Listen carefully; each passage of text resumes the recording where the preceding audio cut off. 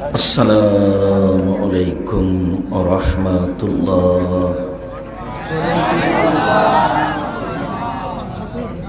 আলহামদুলিল্লাহি ওয়াহদা ওয়াসসালাতু ওয়াসসালামু আলা মান লা নাবিয়্যা বা'দা। আম্মা বা'দ। ফাউযু বিল্লাহি মিনাশ শাইতানির রাজীম। يا أيها الذين آمنوا قوا أنفسكم وأهليكم نارا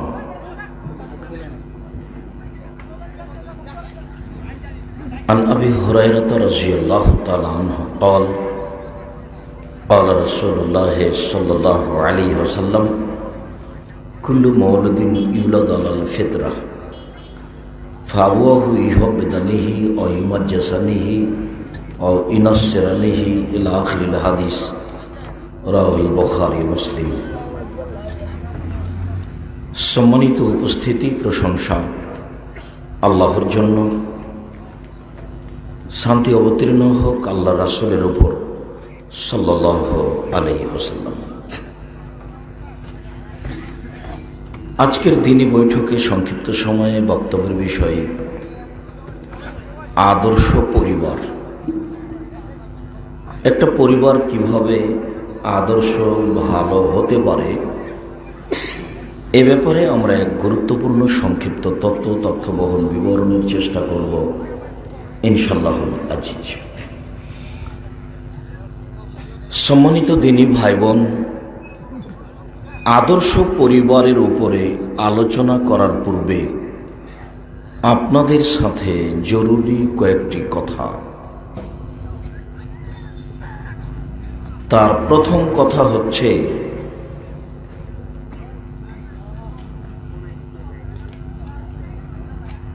মনে হয় এটাই ঠিক, যারা সঠিক কথা বলে, যারা কোরআন এবং সহিহ হাদিসের কথা বলে,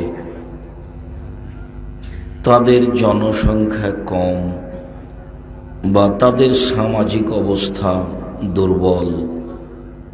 হয়তোবা এটাই ঠিক। আমি দীর্ঘ 90 সাল থেকে এইরকমই দেখছি, অথচ আমি দীর্ঘ 90 সাল থেকে বলে আসছি, আমার জীবনে আমি কোনোদিন অপ্রয়োজনীয় বাক্য বলিনি। দীর্ঘ 30 বছরে আমি কোনোদিন কেসা কাহিনী বলিনি। দীর্ঘ 30 বছরে আমি কোনোদিন কোনো মাযহাব বা কোনো ব্যক্তিকে লক্ষ্য করে নিন্দা করে কথা বলিনি। দীর্ঘ 30 বছরের কোনো একদিন তদন্ত করলেও আমি কোনোদিন কোনো মাযহাবের নিন্দা করে কোনো ব্যক্তিকে কটাক্ষ করে কথা বলেছি, তা আমার দীর্ঘ 30 বছরে ঘটেনি বলে আমার দাবি। তবে আমি বলেছি, এদেশের 70 জন, শতকরা 90 জন, 95 জন বক্তা মিথ্যুক। তারা বক্তব্যে মিথ্যা কথা বলেন। আমি বলিনি ইনি মিথ্যুক, এ কথা আমি বলিনি। আমি বলেছি শতকরা 98 জন মুফাসসির মিথ্যুক, তবে আমি বলিনি ইনি মিথ্যুক। আপনি যদি দাবি করেন যে আমার মুফাসসিরের কথা কোথায় মিথ্যা, তাহলে তখন কিছু বলার আছে। আমি কোনোদিন কোনো ব্যক্তিকে নিন্দা করে কথা বলেছি তা আমার জানা নেই। আমি দীর্ঘ 30 বছরে কোনোদিন মানুষের কাছে পাথেও চাইনি, পথ খরচ চাইনি। দীর্ঘ 30 বছরে আমি কোনোদিন আমার পরিচয় দিইনি যে লিখবেন আব্দুর রাজ্জাক সাহেব এই। আমাকে যখন কেউ খুব চাপ দিয়েছে যে আপনার নামটা বিজ্ঞাপন পোস্টারে কিভাবে লিখব, তখন আমি বলেছি আমার নাম আব্দুর রাজ্জাক আর আমার বাপের নাম ইউসুফ, বাপ বেটা মিলে আব্দুর রাজ্জাক বিন ইউসুফ। এর চেয়ে বেশি আমি কোনো দিন দীর্ঘ ৩০ বছরে বলিনি বলে আমার জোরালো দাবি। সাথে আমি কথাও বলেছি, কেউ যদি প্রমাণ দিতে পারে যে আব্দুর রাজ্জাক সাহেব তার পরিচয় একটু লম্বা করে দিয়েছে, এটা প্রমাণ হয়ে গেলে আমি জাতির সামনে আর কোনোদিন বক্তব্য দেব না। আমি এত কিছু করে জাতির সামনে সঠিক কথা বলতে চেয়েছি। আল্লাহে আল্লাহর কসম, আল্লাহে আল্লাহর কসম, আল্লাহে আল্লাহর কসম, আমি আব্দুর রাজ্জাক বিন ইউসুফ ধর্মের ব্যাপারে জাতিকে ফাঁকি দিতে চাইনি। এইটা আপনাদের সাথে আমার প্রথম কথা। দ্বিতীয় কথা, যারা দ্বীন প্রচার করছেন তাদের ব্যাপারে একটু জরুরি কথা। যারা আলেম ওলামা, যারা বই পুস্তক লিখছেন, মুখে বক্তব্য দিচ্ছেন, তাদের ব্যাপারে একটু জরুরি কথা। আব্দুল্লাহ ইবনে আমর রাদিয়াল্লাহু তাআলা আনহু বলেন, রাসূল সাল্লাল্লাহু আলাইহি ওয়াসাল্লাম বলেছেন, বাল্লিগু আন্নী ওয়ালা আয়া, আমার একটি কথা জানা থাকলে অন্যকে বলো। তার মানে আমি আর আপনি যদি নবীর কোনো কথা জেনে থাকি তাহলে আর একজনকে বলতে হবে, আমি আর আপনি বলতে বাধ্য। সেটা হলো বাল্লিগু আন্নী ওয়ালা আয়া, পৃথিবীর মানুষ আমার একটা কথা জানা থাকলে অন্যকে বলো। 2, ওয়াহাদিসু আন বানি ইসরাঈল ওয়ালা হারাজ, বানি ইসরাঈলের কাহিনী বলো, কোনো দোষ নেই। বানি ইসরাঈলের কাহিনী একটু ছোট্ট বলবো। 3, ওমান কাযাবা আলাইয়া মুতাআম্মিদান ফালিয়াতাবাওয়া মাকআদাহু মিনান নার, কেউ যদি কোনো কথা আমার নামে বলে, সেই কথা যদি আমার না হয় তাহলে তার থাকার জায়গা জাহান্নাম। মানে আল্লাহর নবী হুজুরকে বললেন যে হুজুর, আপনি যেই কথাটা বললেন এই কথাটা যদি আমার না হয় তাহলে আপনার থাকার জায়গা জাহান্নাম। আপনি যত বড়ই হুজুর হন, আপনার জুব্বা যত বড়ই হোক, পাগড়ি যত বড়ই হোক, আলখাল্লা যত বড়ই হোক, সারা পৃথিবীর মানুষ যদি আপনার পক্ষে থাকে তবু আপনার রেহাই হবে না, আপনি মুখ দিয়ে যেটা বের করেছেন সেটা যদি নবীর না হয়। আমি এ কথা বলিনি, আমি একজন অনুবাদক। এ কথা মুহাম্মদ সাল্লাল্লাহু আলাইহি সাল্লাম বলেছেন, হাদিস বুখারী মুসলিম। মানে আম গাছে জাম ধরতে পারে ধরে না, অমাবস্যার রাতে চাঁদ উঠতে পারে উঠে না, সুয়ের ছিদ্র দিয়ে লাঙ্গলের ফল ঢুকতে পারে ঢোকে না, সুয়ের ছিদ্র দিয়ে লাঙ্গলের ফল ঢুকে যেতে পারে, আম গাছে জাম ধরে যেতে পারে, অমাবস্যার রাতে চাঁদ উঠে যেতে পারে, এগুলো ঘটে যেতে পারে। আমি যেই কথা বললাম এতে সন্দেহ আছে বলে কিয়ামত পর্যন্ত মানুষ চেষ্টা করলে সরিষা ঢোকাতে পারবে না, তার নাম বুখারী মুসলিম। আপনি বুঝতে পারেননি আল্লাহর নবী মৌলানা সাহেবকে কত কঠিনভাবে বললেন। আমার জানা অনুযায়ী মৌলানা সাহেবকে রাসূল সাল্লাল্লাহু আলাইহি সাল্লাম যত কঠিনভাবে বলেছেন আর কোনো পাপীকে এত কঠিন বলেননি।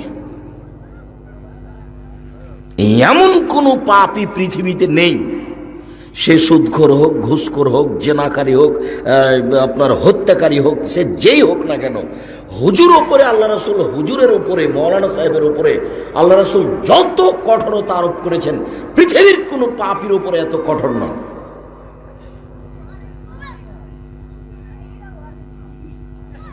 দেখবেন দু একটা, এই বাক্যটাতে আমি আবার আসছি একটু পরে, আপনাকে আগে দু একটা দেখাই।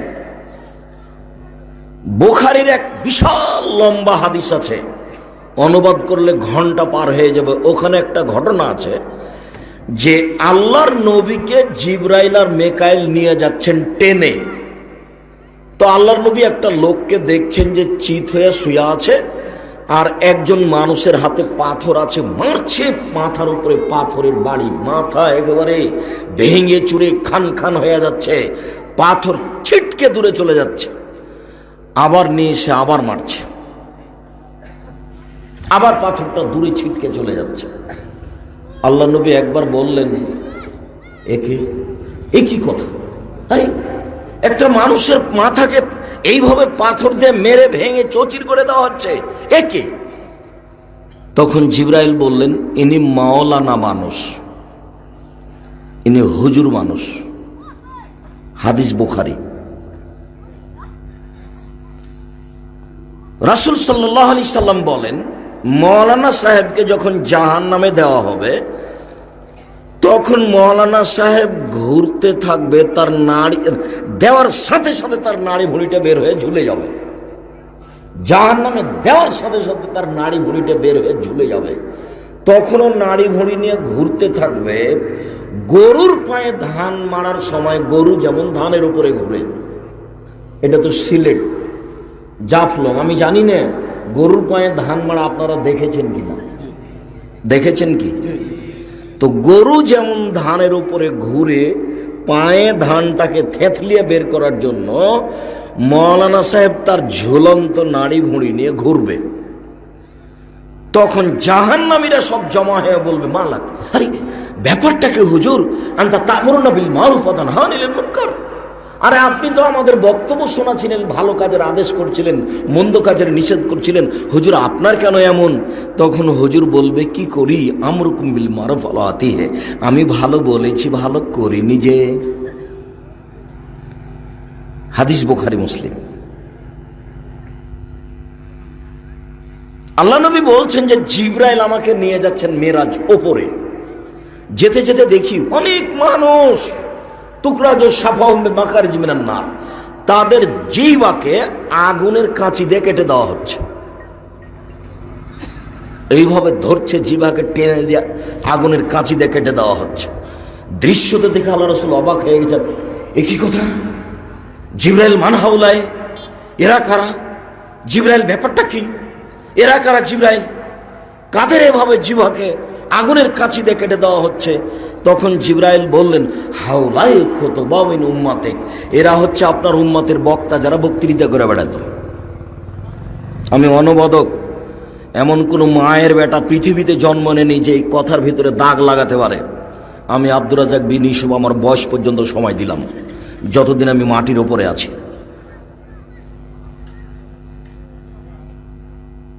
বিরোধিতা করা সহজ, ক্ষমতা থাকলে বক্তব্য বন্ধ করা সহজ, ক্ষমতা দিয়ে সবকিছু চলে।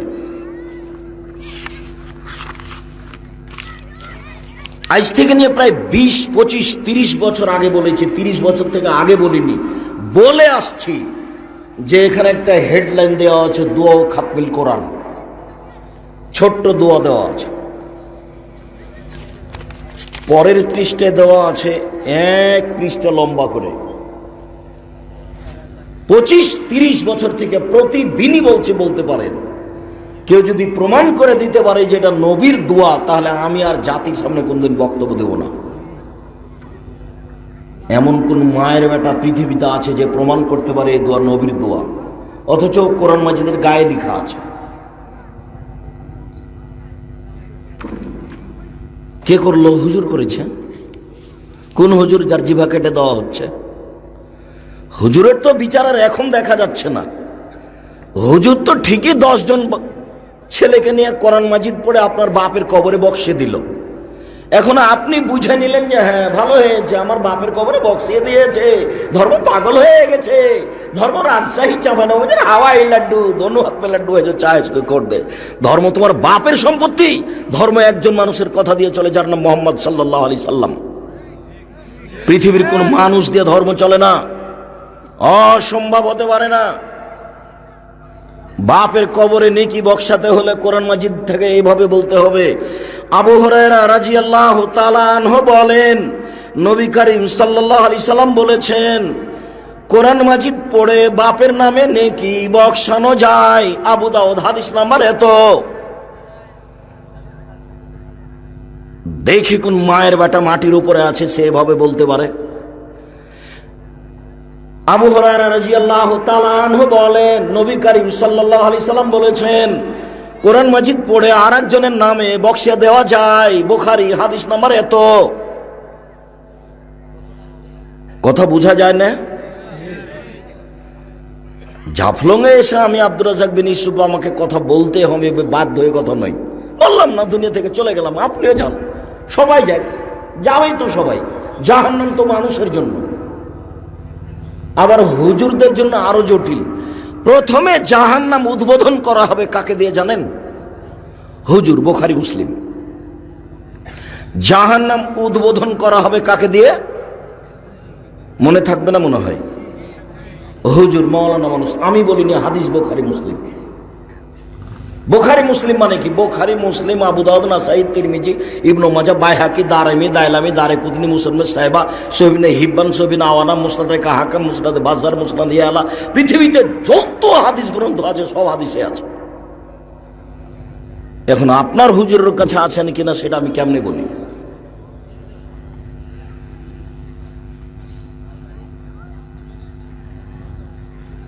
এবার প্রথম দ্বিতীয় যে কথাটা বলতে চেয়েছি সেখানে আবার ফিরে আসে, সেইটা হলো যারা বক্তৃতা করছে তাদের অবস্থা। এক, আমার একটি কথা জানা থাকলে অন্যকে বলো। দুই, বানী ইসরাইলের কাহিনী বলো। তিন, কেউ যদি কোনো কথা আমার নামে বলে, সেই কথা যদি আমার না হয় তাহলে তার থাকার জায়গা জাহান্নাম। এই হাদিসটার অনুবাদ বুঝেছেন কিনা? এই হাদিসটা বুখারী মুসলিম, যে কোনো মেশকাত গ্রন্থ, বুলুগুল মারাম, বুখারী, যে কোনো হাদিস গ্রন্থ পাবেন ইলমের আলোচনায়। এক নম্বর বাক্য, বাল্লেগু আন্নি ওয়ালা, এই ছেলে, ডান পাশে কে কথা বলছে তুমি শুনতে পাও না? আমি শুনতে পাই এখান থেকে। বেটা ঢং দেখাচ্ছে, কাজ দেখাচ্ছে এখানে। সম্ভব হলে সামনে বসতে হবে, নইলে কেটে পড়তে হবে। আমি তো আর রাজশাহী চাঁপাই নবাবগঞ্জ থেকে এসে ইসব লেখার কাহিনী বলতে আসিনি যে আপনি চোখের পানি ফেলবেন আর বাদাম খাবেন। আমার জীবনে আমি কোনোদিন কেসা কাহিনী বলিনি 30 বছরে। এ তো আমি পুরো জীবনকে চ্যালেঞ্জ করেছি। কেউ যদি আমার 1 মিনিটের জন্য কেসা কাহিনী দেখাতে পারে, আমি জাতির সামনে কথাই বলবো না। 30 পারা কোরআন মাজিদ আছে জাতির সামনে বলার জন্য। মুহাম্মদ সাল্লাল্লাহু আলাইহি ওয়াসাল্লামের 30 বছরের হাদিস আছে, প্রায় 30,000 সহিহ হাদিস আছে মানুষের সামনে বলার জন্য। তো আবার কেসা কাহিনী কেন? আবার কেসা কাহিনী কেন? সিলেট এই জন্য পীর সাহেব জায়নামাজ বিছিয়ে দিয়ে নদী পার হয়ে গেল? জায়নামাজ বিছিয়ে দিয়ে কি পার হয়ে গেল? জায়নামাজের উপরে চড়ে নদী পার হয়ে গেল। নবী পারে না, নবীর চেয়ে পীর সাহেবের দাম বেশি। কেন? নবী তো জায়নামাজে চড়ে নদী পার হতে পারে না। জায়নামাজে চড়ে পার হতে পারে কে? পীর সাহেব। অতএব পীরের মর্যাদা কোথায় আর নবীর মর্যাদা কোথায়? নবীর মর্যাদা অনেক কম। আব্দুর রাজ্জাক সাহেব সিলেটে বাড়ি এসে সেই জন্য কি দুর্বল চোখে দেখছেন? জি, দুর্বল চোখে দেখছি। আপনি মনে কিছু নিয়েন না, আপনি আমার দিনী ভাই। আপনাকে দেখলে আমার কষ্ট হয়। আপনি কি করে বিশ্বাস করলেন যে একজন পীর জায়নামাজে চড়ে নদী পার হয়ে গেল, পদ্মা নদী, যমুনা নদী, আর নবী পারলেন না? এই কথা আপনার কাছে ধর্মের কথা হয় কি করে? কি করে হতে পারে যে আব্দুল কাদের জেলানি চলে যাচ্ছে আকাশে? কোথায় যাচ্ছেন? আল্লাহর বিচারে ভুল হয়ে গেছে, ঠিক করতে যাচ্ছে। আল্লাহর বিচারে ভুল হয়ে গেছে, সেগুলো ঠিক করতে যাচ্ছে। এই কথা আপনি কেমনে গ্রহণ করেন? শোনেন, আল্লাহ নবী যদি এইভাবে বলতেন তাহলে ভালো লাগতো। কিভাবে?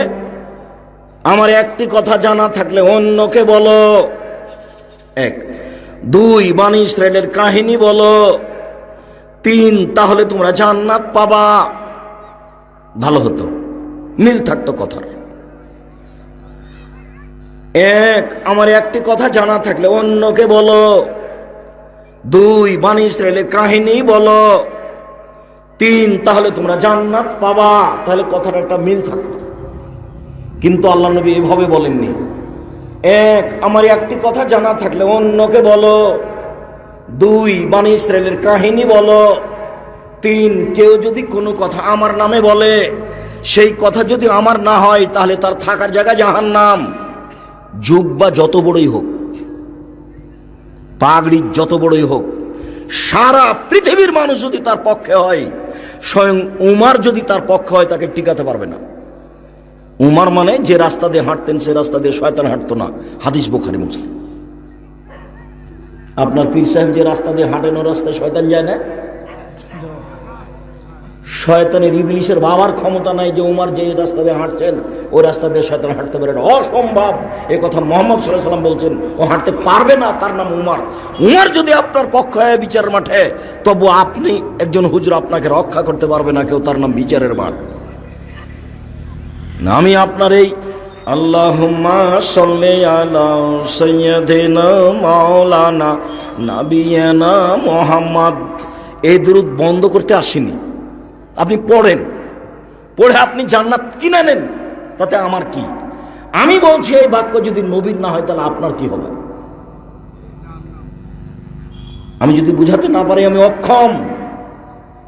আল্লাহ নবী ঠিকই বলে গেছেন, জাতিকে বুঝাতে পারলাম না। হুজুর, জনগণ তো সামনে লক্ষ লক্ষ আছে, খুবই তো খুশি ভোগ করছেন, দামি গাড়িতে চড়েন, মানুষের টাকা পয়সা পান, গাড়ি বাড়ি অনেক কিছু করেছেন। আপনি হিসাব করেন, সাবধান। আপনি মুখ দিয়ে যেটা বের করেছেন, সেটা নবীর না হলে কি হবে আপনার? মুকশিদুল মুমিন বইয়ের প্রথম দিকে লেখা আছে, 1 হোক বা 1 ওয়াক্ত নামাজ কাজা করলে 80 হোক বা জাহান্নামে থাকতে হবে। যদি এই কথা নবীর না হয়, তাহলে কি হবে? মুকশিদুল মুমিন বই একটা হেডলাইন আছে, অবিবাহিত ছেলে মেয়ের পড়া নিষেধ। নেন, যে দেখে সেই পড়ে, যে দেখে সেই পড়ে। কিরে, হেডলাইন কেন এমন? হেডলাইনটা কি বলেন তো? অবিবাহিত ছেলে মেয়ের পড়া নিষেধ। এখন বই খুলে যে দেখে সেই পড়ে, যে দেখে সেই পড়ে। কি আছে, ব্যাপারটা কি? অবিবাহিত ছেলে মেয়ের পড়া নিষেধ মানে কি আছে দেখি। এখন দেখেন, লেখা আছে এভাবে, সফরের পূর্বে স্ত্রী মিলন হলে ছেলে ভ্যাংচা হয়, ভরা পেটে স্ত্রী মিলন হলে ছেলে টেরা হয়, চন্দ্র সূর্য গ্রহণের সময় স্ত্রী মিলন হলে ছেলে কানা হয়। এইভাবে তিনি কয়েক পৃষ্ঠা লিখে রেখেছেন। আল্লাহর কসম, আল্লাহে আল্লাহর কসম, আল্লাহে আল্লাহর কসম, এই হেডলাইনের পরে একটা কথাও সত্য নয়, সব মিথ্যা। আমার মরা পর্যন্ত সময় থাকলো, ক্ষমতা দেখে কোনো কাজ করবেন না দয়া করে। ক্ষমতা দেখে কাজ করা সহজ, দলিল দিয়ে কাজ করা সহজ নয়। আল্লাহ বলছেন সরাসরি কোরআন মাজিদ এই কথাগুলির বিরোধী। আল্লাহ বলছেন, নিসাউকুম হারসুল লাকুম ফাতু হারসাকুম, পৃথিবীর মানুষ তোমাদের স্ত্রী, তোমাদের জমি। পৃথিবীর মানুষ তোমাদের স্ত্রী, তোমাদের ক্ষেত। তোমরা তোমাদের জমিতে আসো তোমাদের ইচ্ছা মতো, সকালেই কি, বিকালেই কি, ভরা পেটেই কি, সফরের পূর্বেই কি, চন্দ্রগ্রহণ লাগলেই কি আর না লাগলেই কি। তুমি তোমার বউয়ের কাছে আসো তোমার ইচ্ছা মতো, সকালে হোক, সন্ধ্যা হোক, দুপুরে হোক, বিকালে হোক, ভরা পেটে হোক, সফরের পূর্ব হোক, তুমি তোমার বউয়ের কাছে আসবে তোমার ইচ্ছা মতো। এটা কে বলছেন? আল্লাহ। আর হুজুর বলছেন, ভরা পেটে স্ত্রী মিলন হলে ছেলে ভ্যাংচা হয়, সফরের পূর্বে স্ত্রী মিলন হলে ছেলে টেরা হয়, সূর্য চন্দ্র গ্রহণের সময় স্ত্রী মিলন হলে ছেলে কানা হয়। পড়ে দেখুন আপনি। ধর্ম কি আপনার কাছে এসে পাগল হয়ে গেছে? 1 গিলাস পানি পান করলে কয়টা বিধান লাগে? 5টা। 1 গিলাস পানি পান করতে যে ধর্মে 5টা বিধান লাগে, সেই ধর্ম একজন হুজুরের কথাতে কেমনে চলে?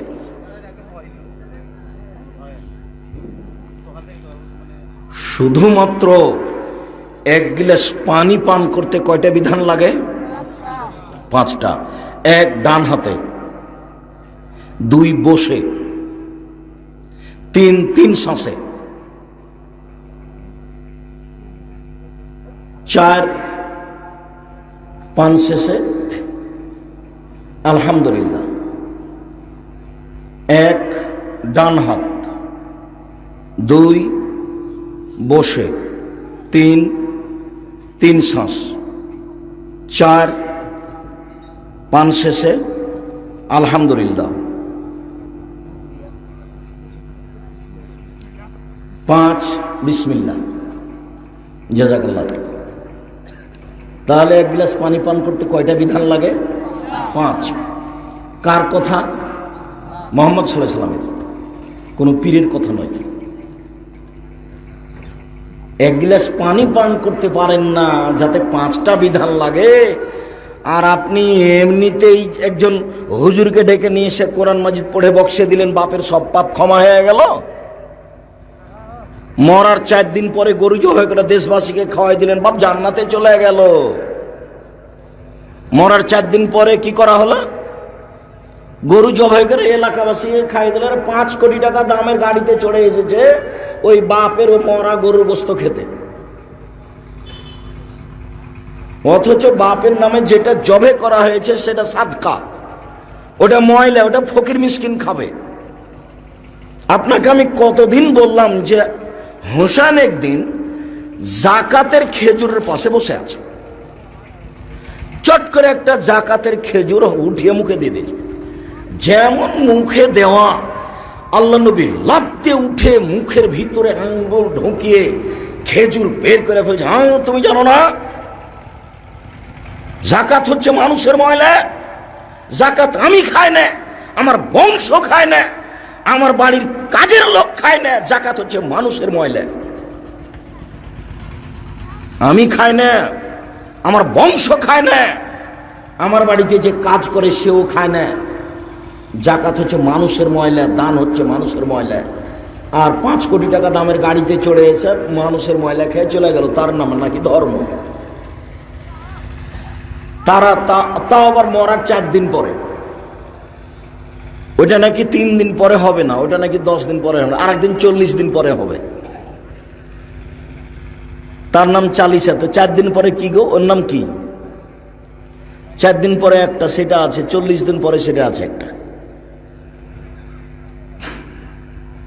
মনে কিছু নিয়েন না। আমার 2য় নম্বর কথাটি আপনার সাথে বলা প্রয়োজন ছিল, তাই বললাম। তবে আব্দুর রাজ্জাক সাহেব মধ্যের বাক্যটা যে বললেন বানি ইসরায়েলের কাহিনী বলো, এটা একটু বলেন তো। বানি ইসরায়েলের কাহিনী কি? হাজার হাজার বছর পূর্বে যেসব সত্য ঘটনা ঘটেছে তার নাম বানি ইসরায়েলের কাহিনী। একটা আপনাকে দেখাই।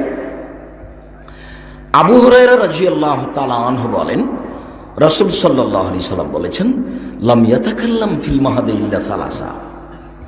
মায়ের কোলে 3 জন দুধের বাচ্চা কথা বলেছে। এটা হাজার হাজার বছর আগেকার কাহিনী। মায়ের কোলে 3 জন দুধের বাচ্চা কথা বলেছে। 1 ঈসা আলাইহিস সালাম, 2 রাজুলুন ইকালুল্লাহু জুরাইজ। একটা লোক ছিল বানি ইসরায়েলের যুগে, তাকে বলা হতো জুরাইজ। সে তার গির্জা ঘরে ইবাদত করত। তখন তার মা চলে এসেছে। তার মা এসে তাকে ডাকলো, জোরাইজ জোরাইজ। তার মা তাকে ডাকলো। তখন জোরাইজ বলতে লাগলো মনে মনে, উজিবহা উসাল্লি। আচ্ছা, মায়ের ডাকে সাড়া দিব না সলাত আদায় করব? মা যে ডাকছে, তো আমি মায়ের ডাকে সাড়া দিব না সলাত আদায় করব? এটা ভাবতে ভাবতে একটু দেরি হয়ে গেছে। তখন মায়ে বলছেন, আল্লাহুম্মা, তুমি তো তুরিয়া উজুহাল মুমিসাত। আল্লাহ, এই ছেলের মরণ দিও না পতিতালয়ের মহিলার মুখ দেখা পর্যন্ত। আল্লাহ, এই ছেলে যেন না মরে বদ মহিলার সাথে একটা দুর্ঘটনা না হওয়া পর্যন্ত। মায়ে বদদুয়া করে চলে গেলেন। যেতে না যেতে একটা মহিলা এসে উপস্থিত।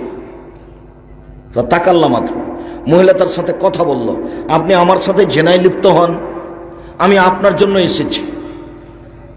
তখন জোরাইজ ফাবা অস্বীকার করলেন, ছি ছি ছি ছি ছি ছি, তুমি বলো কি, তোমার সাথে আমি জেনায় লিপ্ত হব মানে? ফাআতাতির রাইয়া, তখন মহিলা একটা রাখালের কাছে আসলো, গরু ছাগলের রাখাল। ফাম কানাথু, তাকে জোর করে চেপে ধরলো, চেপে ধরে জেনা করলো। ওয়ালাদাত গোলামান, এতে সে একটা বাচ্চা প্রসব করলো, জন্ম দিল। তারপরে ও বলল হুয়া মিন জোরাইজ, এই বাচ্চাটা জোরাইজের। ফাতাহু, জনগণ জোরাইজের কাছে আসলো। অক্কাসারুহ, জোরাইজের গির্জাঘরকে ভেঙে খান খান দুলা দুলা করে দিল। ও আনজালুহ, তারা তাকে টেনে হেঁচড়ে ঘর থেকে রাস্তাতে নামিয়ে দিল। অসভ্য, তারা তাকে অকথ্য ভাষায় গালি দিল। বেটা, তুমি এখানে জেনা করো আবার ইবাদত দেখাও গির্জা ঘরে? যার যে ভাষা সহজ হলো সে সে বাবায় গালি দিল। ফাকামা, জোরাইজ দাঁড়ালো। তাওয়াজ্জা, অজু করলো। অসল্লা রাকাতাইন, 2 রাকাত সালাত আদায় করলো। সুম্মা আতাল গোলামা, এরপর দুধের বাচ্চার কাছে আসলো। এসে বলল, ও দুধের বাচ্চা, মান আবুকা, তোমার বাপকে একটু বলো তো। তখন দুধের বাচ্চা বলছে, আবিয়া রাই, আমার বাপ রাখাল।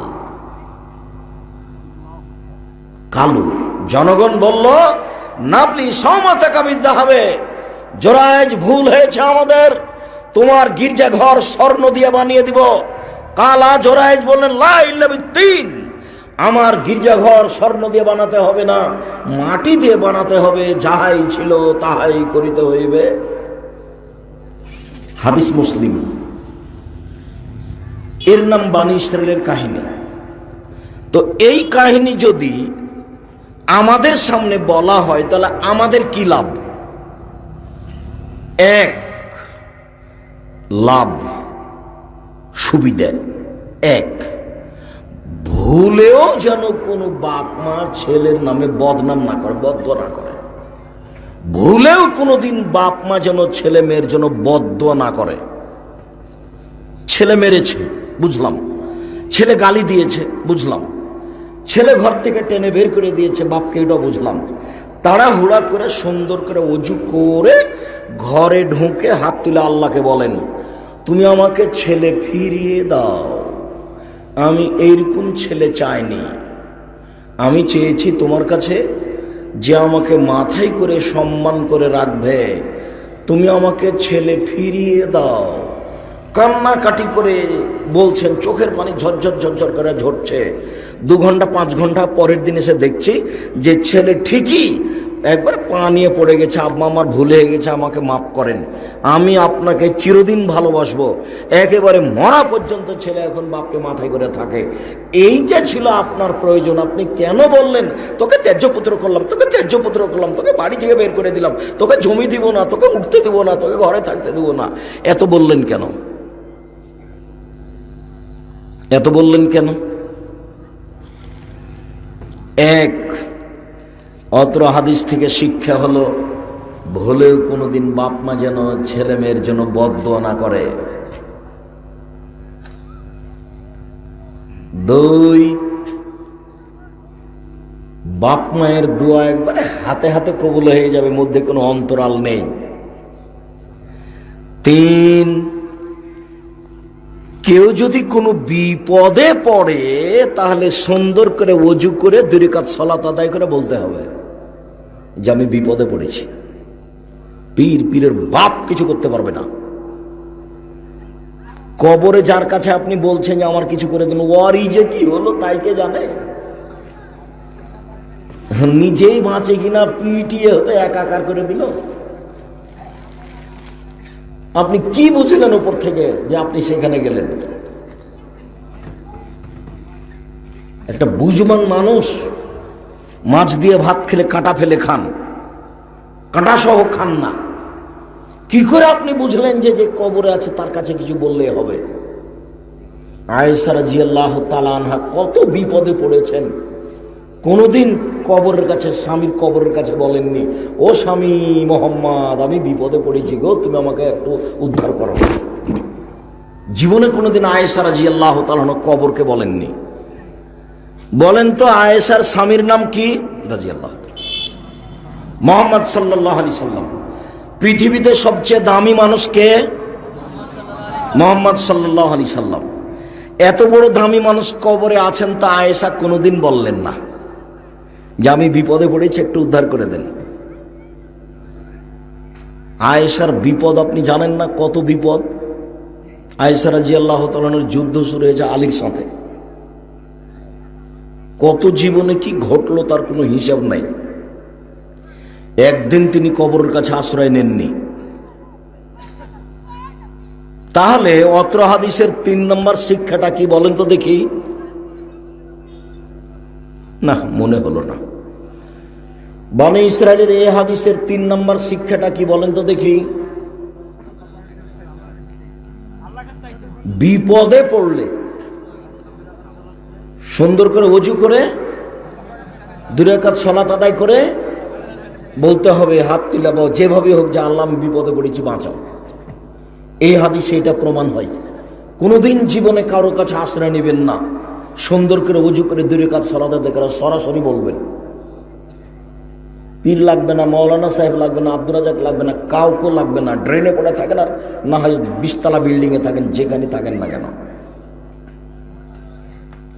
সম্মানিত দিনী ভাই বোন, আপাতত এই কথাটি শেষ করলাম। আমার একটি কথা জানা থাকলে অন্যকে বলো, বনি ইসরায়েলের কাহিনী বলো। কেউ যদি কোনো কথা আমার নামে বলে, সেই কথা যদি আমার না হয়, তাহলে তার থাকার জায়গা জাহান্নাম। ওযু করেন, আমি নিষেধ করিনি। কাঁধ মাসা করছেন, করেন, কিন্তু কাঁধ মাসা যদি নবীর না হয়, তাহলে আপনার কি হবে? এইটাকে প্রমাণ হতে হবে সহিহ হাদিস দিয়ে, তারপরে কোনো কথা। খালি একটা কথা আমার মনে রাখেন, ধর্ম কার কথাই চলে? মুহাম্মদ সাল্লাল্লাহু আলাইহি সাল্লাম একজন মানুষ দিয়ে চলে, যার নাম মুহাম্মদ সাল্লাল্লাহু আলাইহি সাল্লাম। তবে আর একটা কথা মনে রাখবেন, এদেশের মাটিতে 3 লক্ষ মানুষের বানানো হাদিস আছে। কতটি? প্রায় 3 লক্ষ। আর আমার ভাষাতে আছে 10,000। তার 2-1টা আপনাকে বলি। আদম আলাইহিস সালাম যে ভারত থেকে হজ করতে গেলেন, সৌদি আরবে তো 60,000 বার গেছে, ফাজাইল আমল বই লেখা আছে। তাহলে 60,000 বার হজ করতে গেলে বয়স কত হতে হবে? 60,000 বছর। নেই 60,000 বছর বয়স হতে হবে, নাহলে 60,000 বার হজ করতে যাবেন কি করে? লেখকের কাছে ধর্ম পাগলা হয়ে গেছে।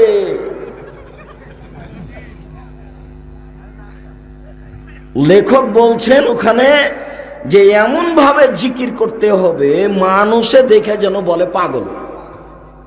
তাহলে ও যদি পাগলই হয়ে যায়, তো কি বলছে আর কি করছে এটা কি দিয়ে বোঝা যাবে? পাগলের তো ইবাদত লাগবে না। 3 শ্রেণীর মানুষের উপর থেকে বিধান উঠিয়ে নেওয়া হয়েছে। তার 1 শ্রেণীর মানুষ হলো পাগল, তার কোনো বিধান নেই। জেনা করলেও বিচার হবে না, চুরি করলেও বিচার হবে না, মারলেও বিচার হবে না। দেখেছেন ধর্ম কেমন হয়ে আছে? একটু আপনাকে দেখালাম নমুনা। আমি তো আপনার সব কথা বলে আপনাকে বিপদে ফেলতে আসিনি, তবে আপনাকে আমি একটা মৌলিক কথা বলে রাখলাম যে হুজুর যেটা বলছেন, যেটা আপনি করছেন, সেটা যদি নবীর না হয় তাহলে কি হবে? শুধু খালি এই মৌলিক কথাটা মনে রাখবেন। আপনি তাসবিহ দানে তাসবিহ গণনা করেন, আমি আপনার তাসবিহ বন্ধ করতে আসিনি। আপনি তাসবিহ দানায় গণনা করেন, না হলে মেশিনে টিপেন।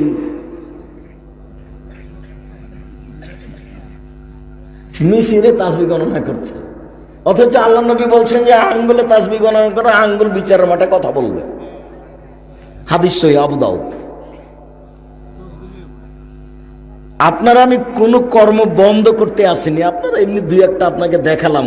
আপনার কর্ম লক্ষ লক্ষ শরীয়ত বিরোধী, হাজার হাজার। আপনার তো বাড়ি সিলেটে, তার মানে আপনার কোনটা কর্ম ঠিক আর কোনটা কর্ম বেঠিক এটা হিসাব করতে করতে কয়েক বছর লেগে যাবে, 20-30 বছর লাগবে।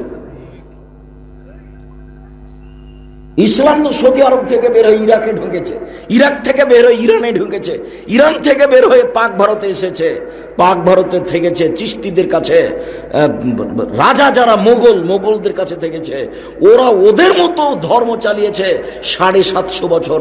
ওরা চলে গেলে এদেশে ইংরেজ ক্ষমতা প্রয়োগ করেছে 190 বছর। 190 বছর বিকৃত ধর্ম থেকেছে। এরা চলে গেলে পাকিস্তানিরা এদেশে ক্ষমতা প্রয়োগ করেছে। মিস্টার লিয়াকত আলী ছিলেন শিয়া, মিস্টার জিন্না ছিলেন শিয়া, প্রেসিডেন্ট আইয়ুব শিয়া, নবাব সিরাজউদ্দৌলা শিয়া, এইসব নেতারা ছিলেন শিয়া।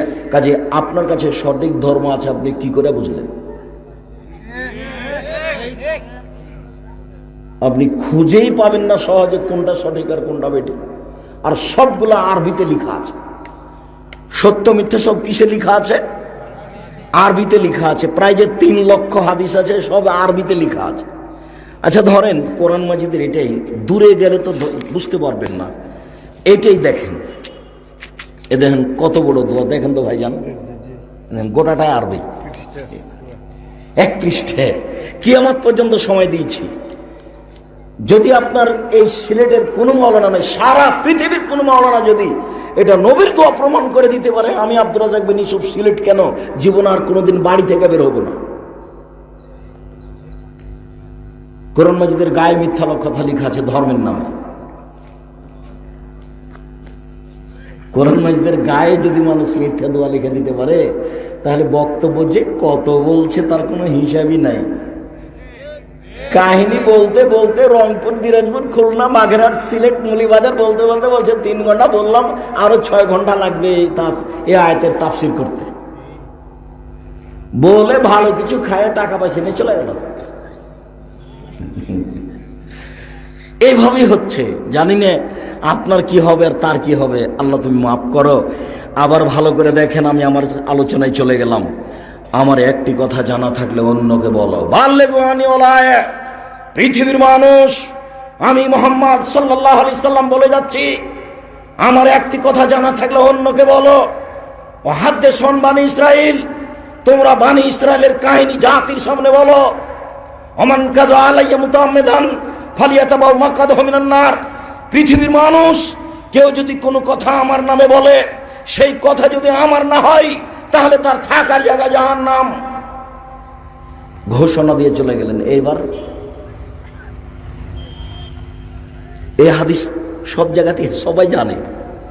কেন যে হুজুর এরকম করছেন আল্লাহই ভালো জানে। আমিও বুঝতে পারি না কেন এরকম করছে। না আসলে জানেন না। ইয়া আইয়ুহাল্লাযীনা আমানু কু আনফুসাকুম ওয়া আহলিকুম নারা। পৃথিবীর মানুষ, তোমরা তোমাদেরকে জাহান্নাম থেকে বাঁচাও আর তোমাদের পরিবারকে জাহান্নাম থেকে বাঁচাও। আদর্শ পরিবার। আমি আর আপনি আমার পরিবারকে জাহান্নাম থেকে বাঁচাতে পারবো, এই কথা আল্লাহ আমাদেরকে বলছেন। পৃথিবীর মানুষ, এই ছেলে দেখো তো কে মোটরসাইকেল স্টার্ট দিল। ওখানে তোমরা স্টিল দাঁড়িয়ে থাকো। মোটরসাইকেল স্টার্ট দিলে একবার দূরে নিয়ে গিয়ে স্টার্ট দিতে হবে।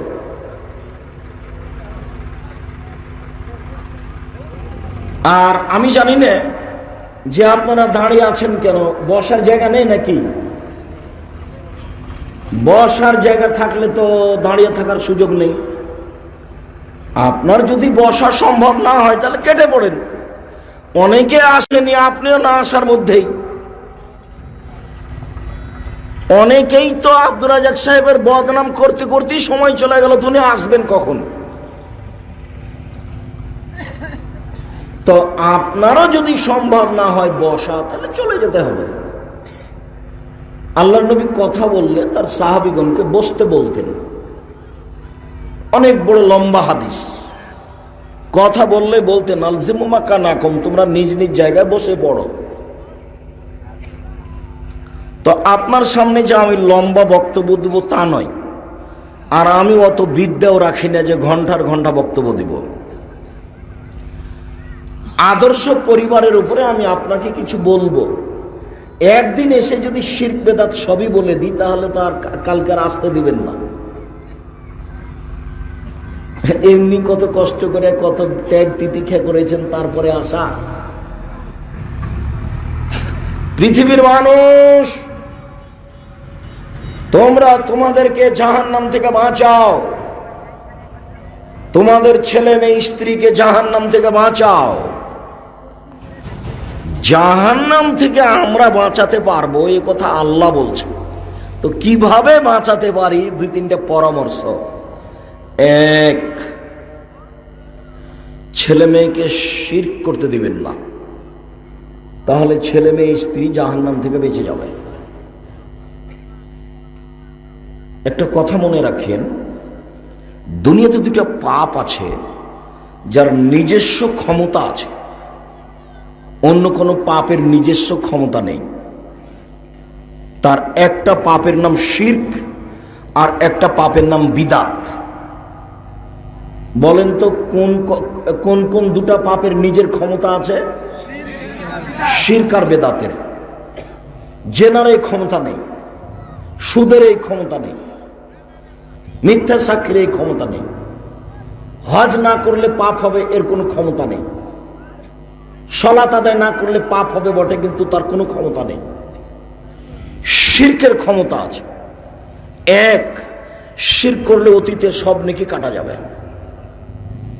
শিরক করলে অতীতের সব নেকি কাটা যাবে, এটা শিরকের ক্ষমতা। আপনার বাপ ঢাকা বিমানবন্দরে নেমেছে, হজ করে আসছে, তো আপনি গাড়ি নিয়ে গেছেন, দামি গাড়ি, বাপকে নিয়ে আসবেন। তো ওই যে ঢাকা শহরে গোলাপ শাহের মাজারের পাশ দিয়ে গাড়িটা আসছিল, তো পকেট থেকে 5টা টাকা বের করে আপনি বলছেন, আব্বু টাকা 5টা মাজারে দিয়ে দাও।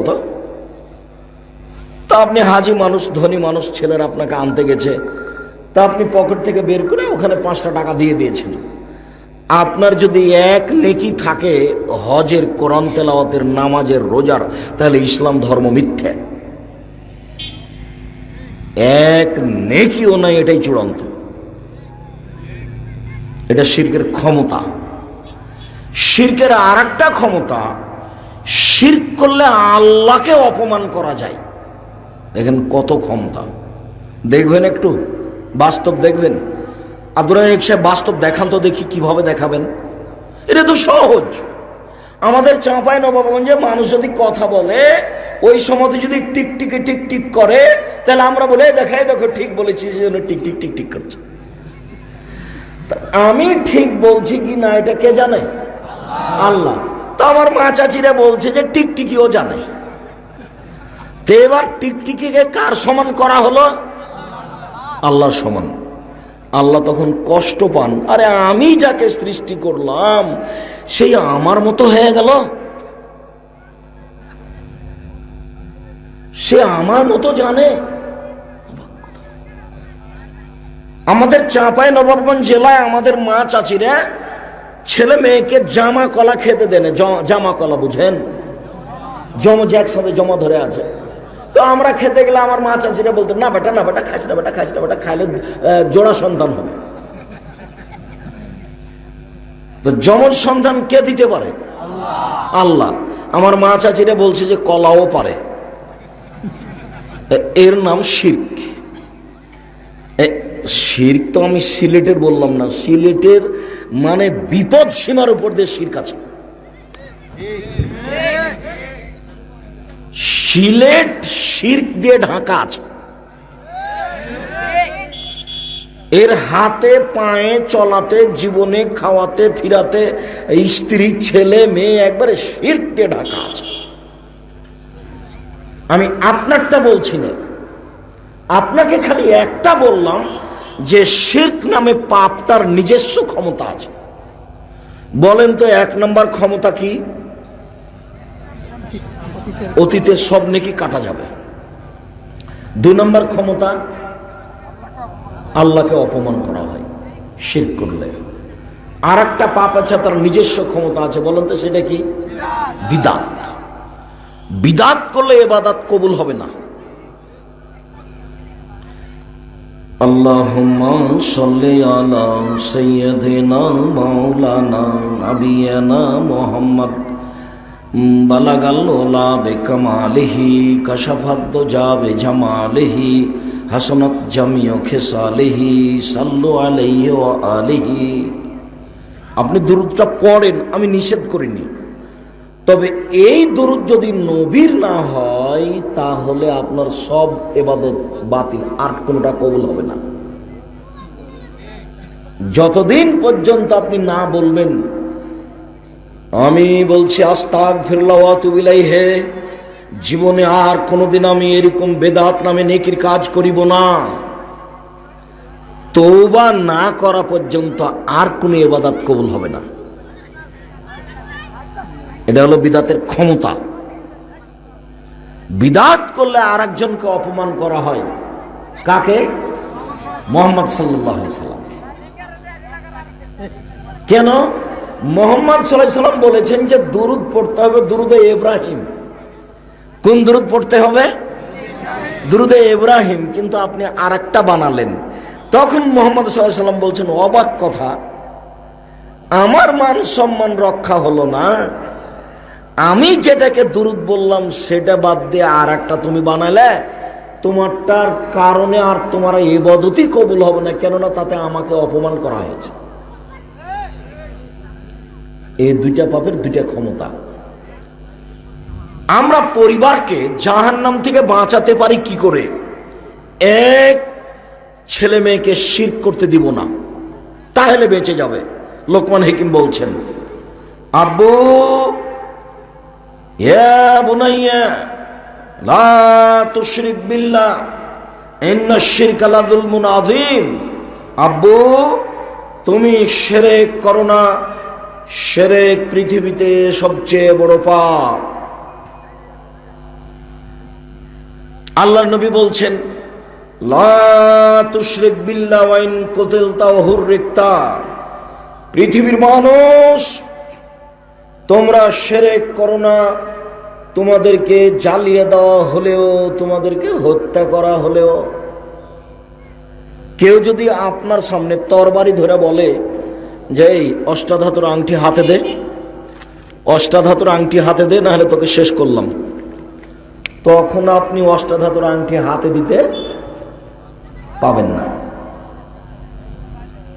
আপনি নিহত হয়ে যান। কিন্তু অষ্টাধাতুর আংটি আপনি হাতে দিতে পাবেন না, আপনি তাবিজ হাতে দিতে পাবেন না, আপনি গলায় মাদুলি দিতে পাবেন না, সুতা, কালো সুতায় করে গিরা দিয়ে দিয়ে বাচ্চার গলায় দিতে পাবেন না, সব শিরক।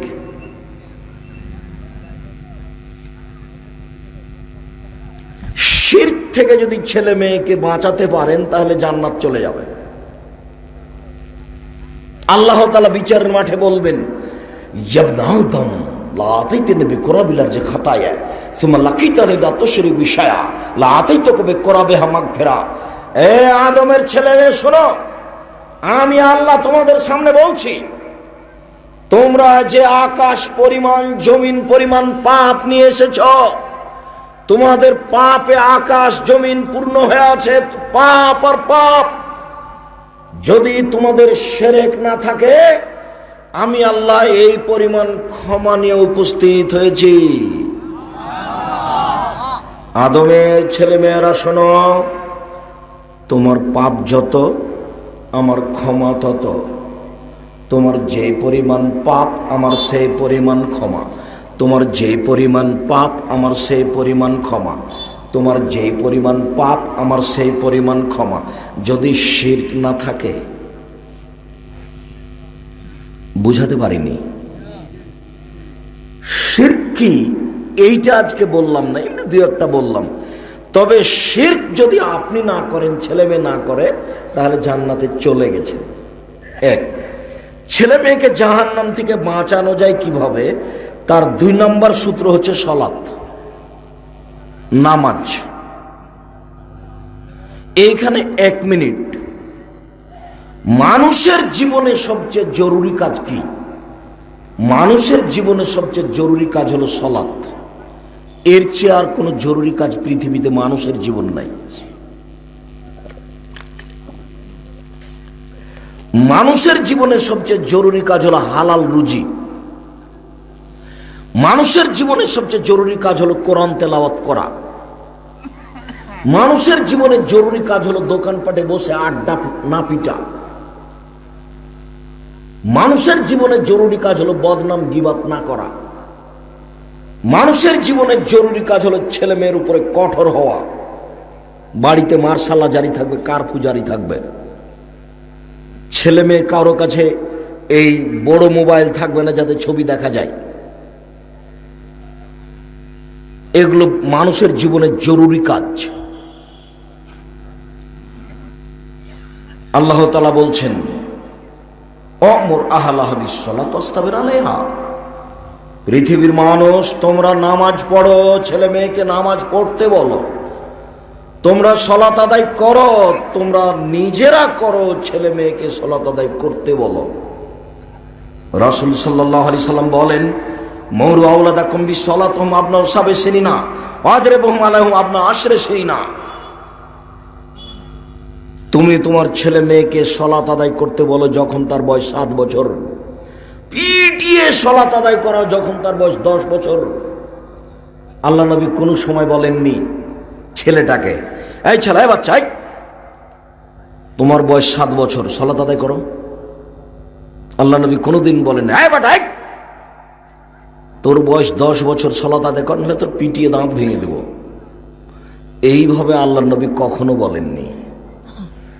আল্লাহ নবী ছেলেটাকে বলছেন না, ওর বাপকে বলছেন। আল্লাহ নবী ছেলের পিতাকে বলছে, তুমি তোমার ছেলে মেয়েকে সালাত আদায় করতে বলো 7 বছর বয়সে। তুমি তোমার ছেলে মেয়েকে পিটিয়ে সালাত আদায় করাও 10 বছর বয়সে। তাহলে 7 থেকে 10, 3 বছর। আব্বু সালাত আদায় করো, আব্বু। আম্মু সালাত আদায় করেছ? খালেদা, আম্মু সালাত আদায় করেছ? সালাত আদায় করো আম্মু, সালাত আদায় করো, সালাত আদায় করো। 11-12 বছর বয়স।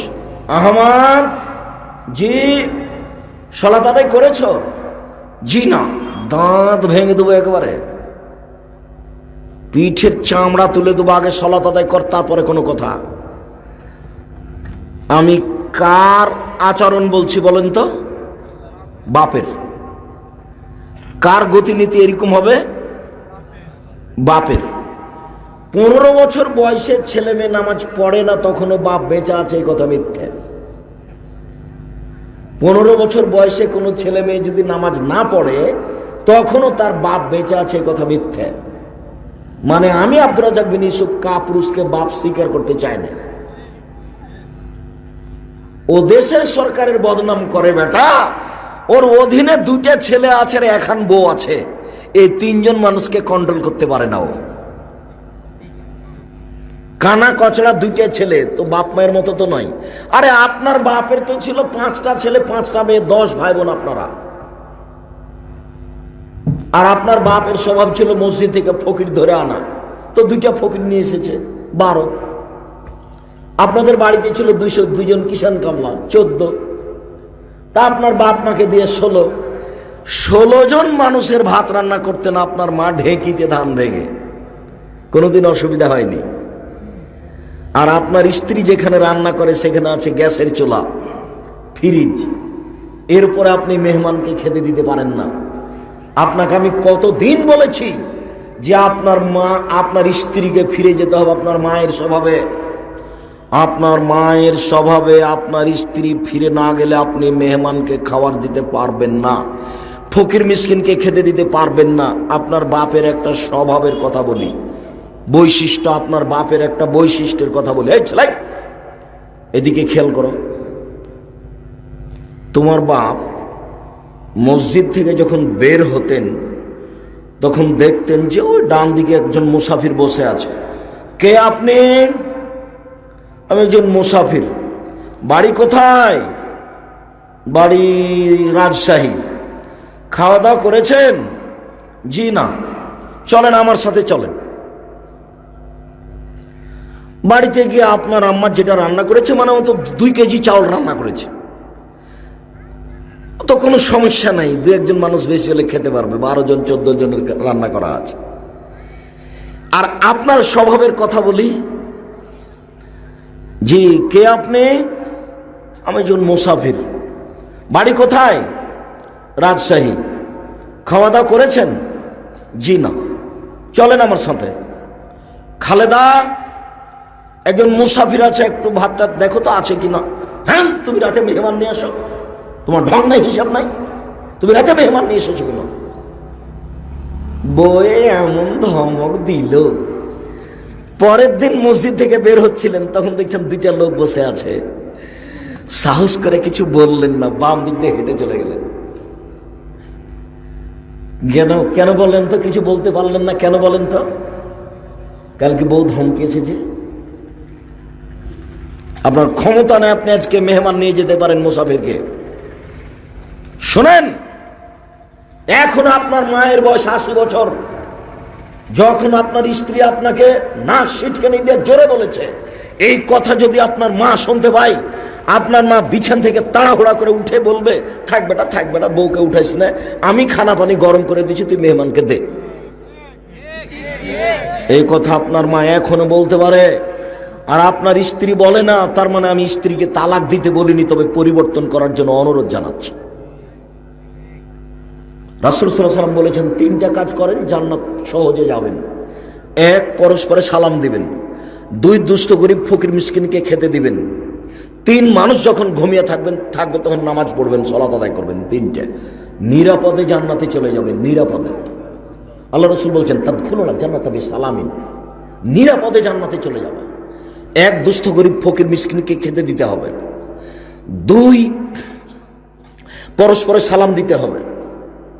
3, মানুষ যখন ঘুমিয়ে তখন নামাজ পড়তে হবে।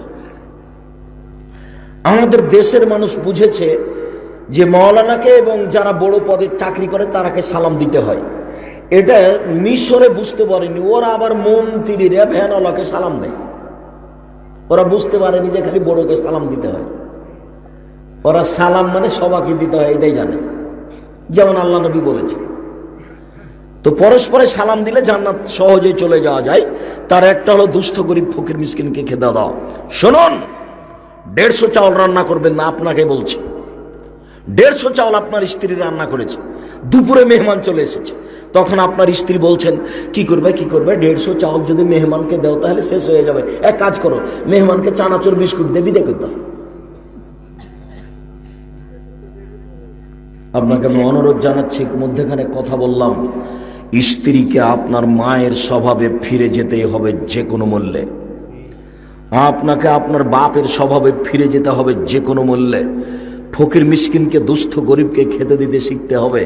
আপনার স্ত্রী যেন হাফ কেজি চাউল রান্না করে, 1 কেজি করে, সারা দিন বাড়ির ছেলে মেয়ে খাবে, আত্মীয় স্বজন খাবে, ফকিরে খাবে। ভাত যদি বেশি হয়ে যায় রাতে, তাহলে গরুতে খাবে। কিন্তু আপনার স্ত্রী যেন ভুলে 150 চাউল রান্না না করে। কথা আমি বুঝাতে পারিনি মনে হয়, বলে দিন। আব্দুর রাজ্জাক বিন ইউসুফ কঠোরভাবে তোমাকে বলে গেছে, তুমি 150 চাউল রান্না করবা না, তুমি হাফ কেজি 1 কেজি চাউল রান্না করো, রাতে গরুকে দিয়ে দিও, পাশের গরুকে দিয়ে দিও, কিন্তু তুমি কম রান্না করো না, আমাকে খুব খারাপ লাগে। একটা মেহমান আসলে খাওয়ার দিতে পারি না, আমি খুব কষ্ট পাই। তুমি বেশি করে চাউল রান্না করো, উপরওয়ালা ব্যবস্থা করে দিবে। আমার মা আমার বাড়ির নাম রেখেছে মেহমানখানা। আপনি গিয়ে দেখেন, সপরিবারে চলে যাবেন, কোনো সমস্যা নেই, ইনশাল্লাহ 3 মাস থাকবেন, ছেলে মেয়ে সহ থাকবেন, খাবেন 3 মাস। যদি 3 মাসের মধ্যে কোনোদিন পর্দার ব্যতিক্রম দেখা যায় সরিষা সমপরিমাণ, আমি জাতির সামনে কথা বলবো না আর।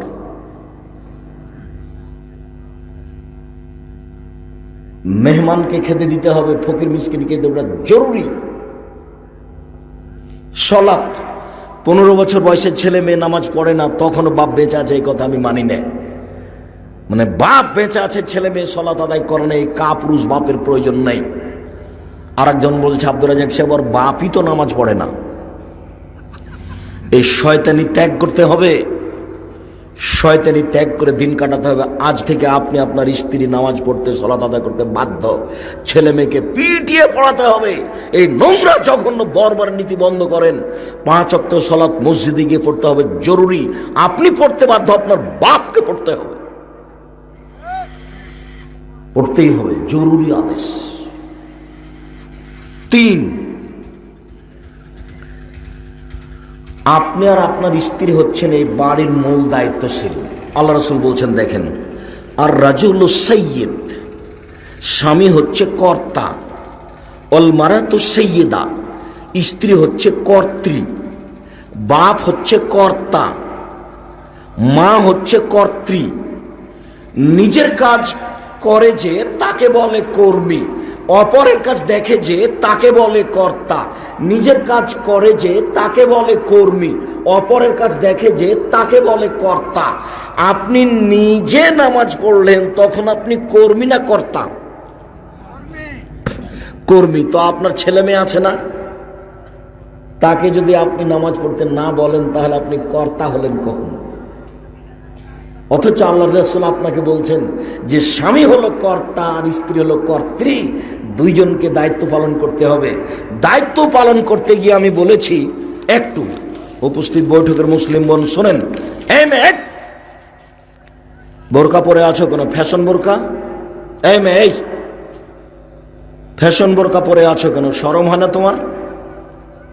ঢিলা ঢালা বোরকা পরতে পারো না? তোমার বাপ তোমাকে দেখতে পায় না? তোমার মা তোমাকে দেখতে পায় না? তোমার গায়ে ফ্যাশন বোরকা কেন? বাড়িতে গিয়ে বোরকা খুলে জ্বালিয়ে দিও। কোনোদিন আর জীবনে ফ্যাশন বোরকা পরবা না, ঢিলা ঢালা পরবা।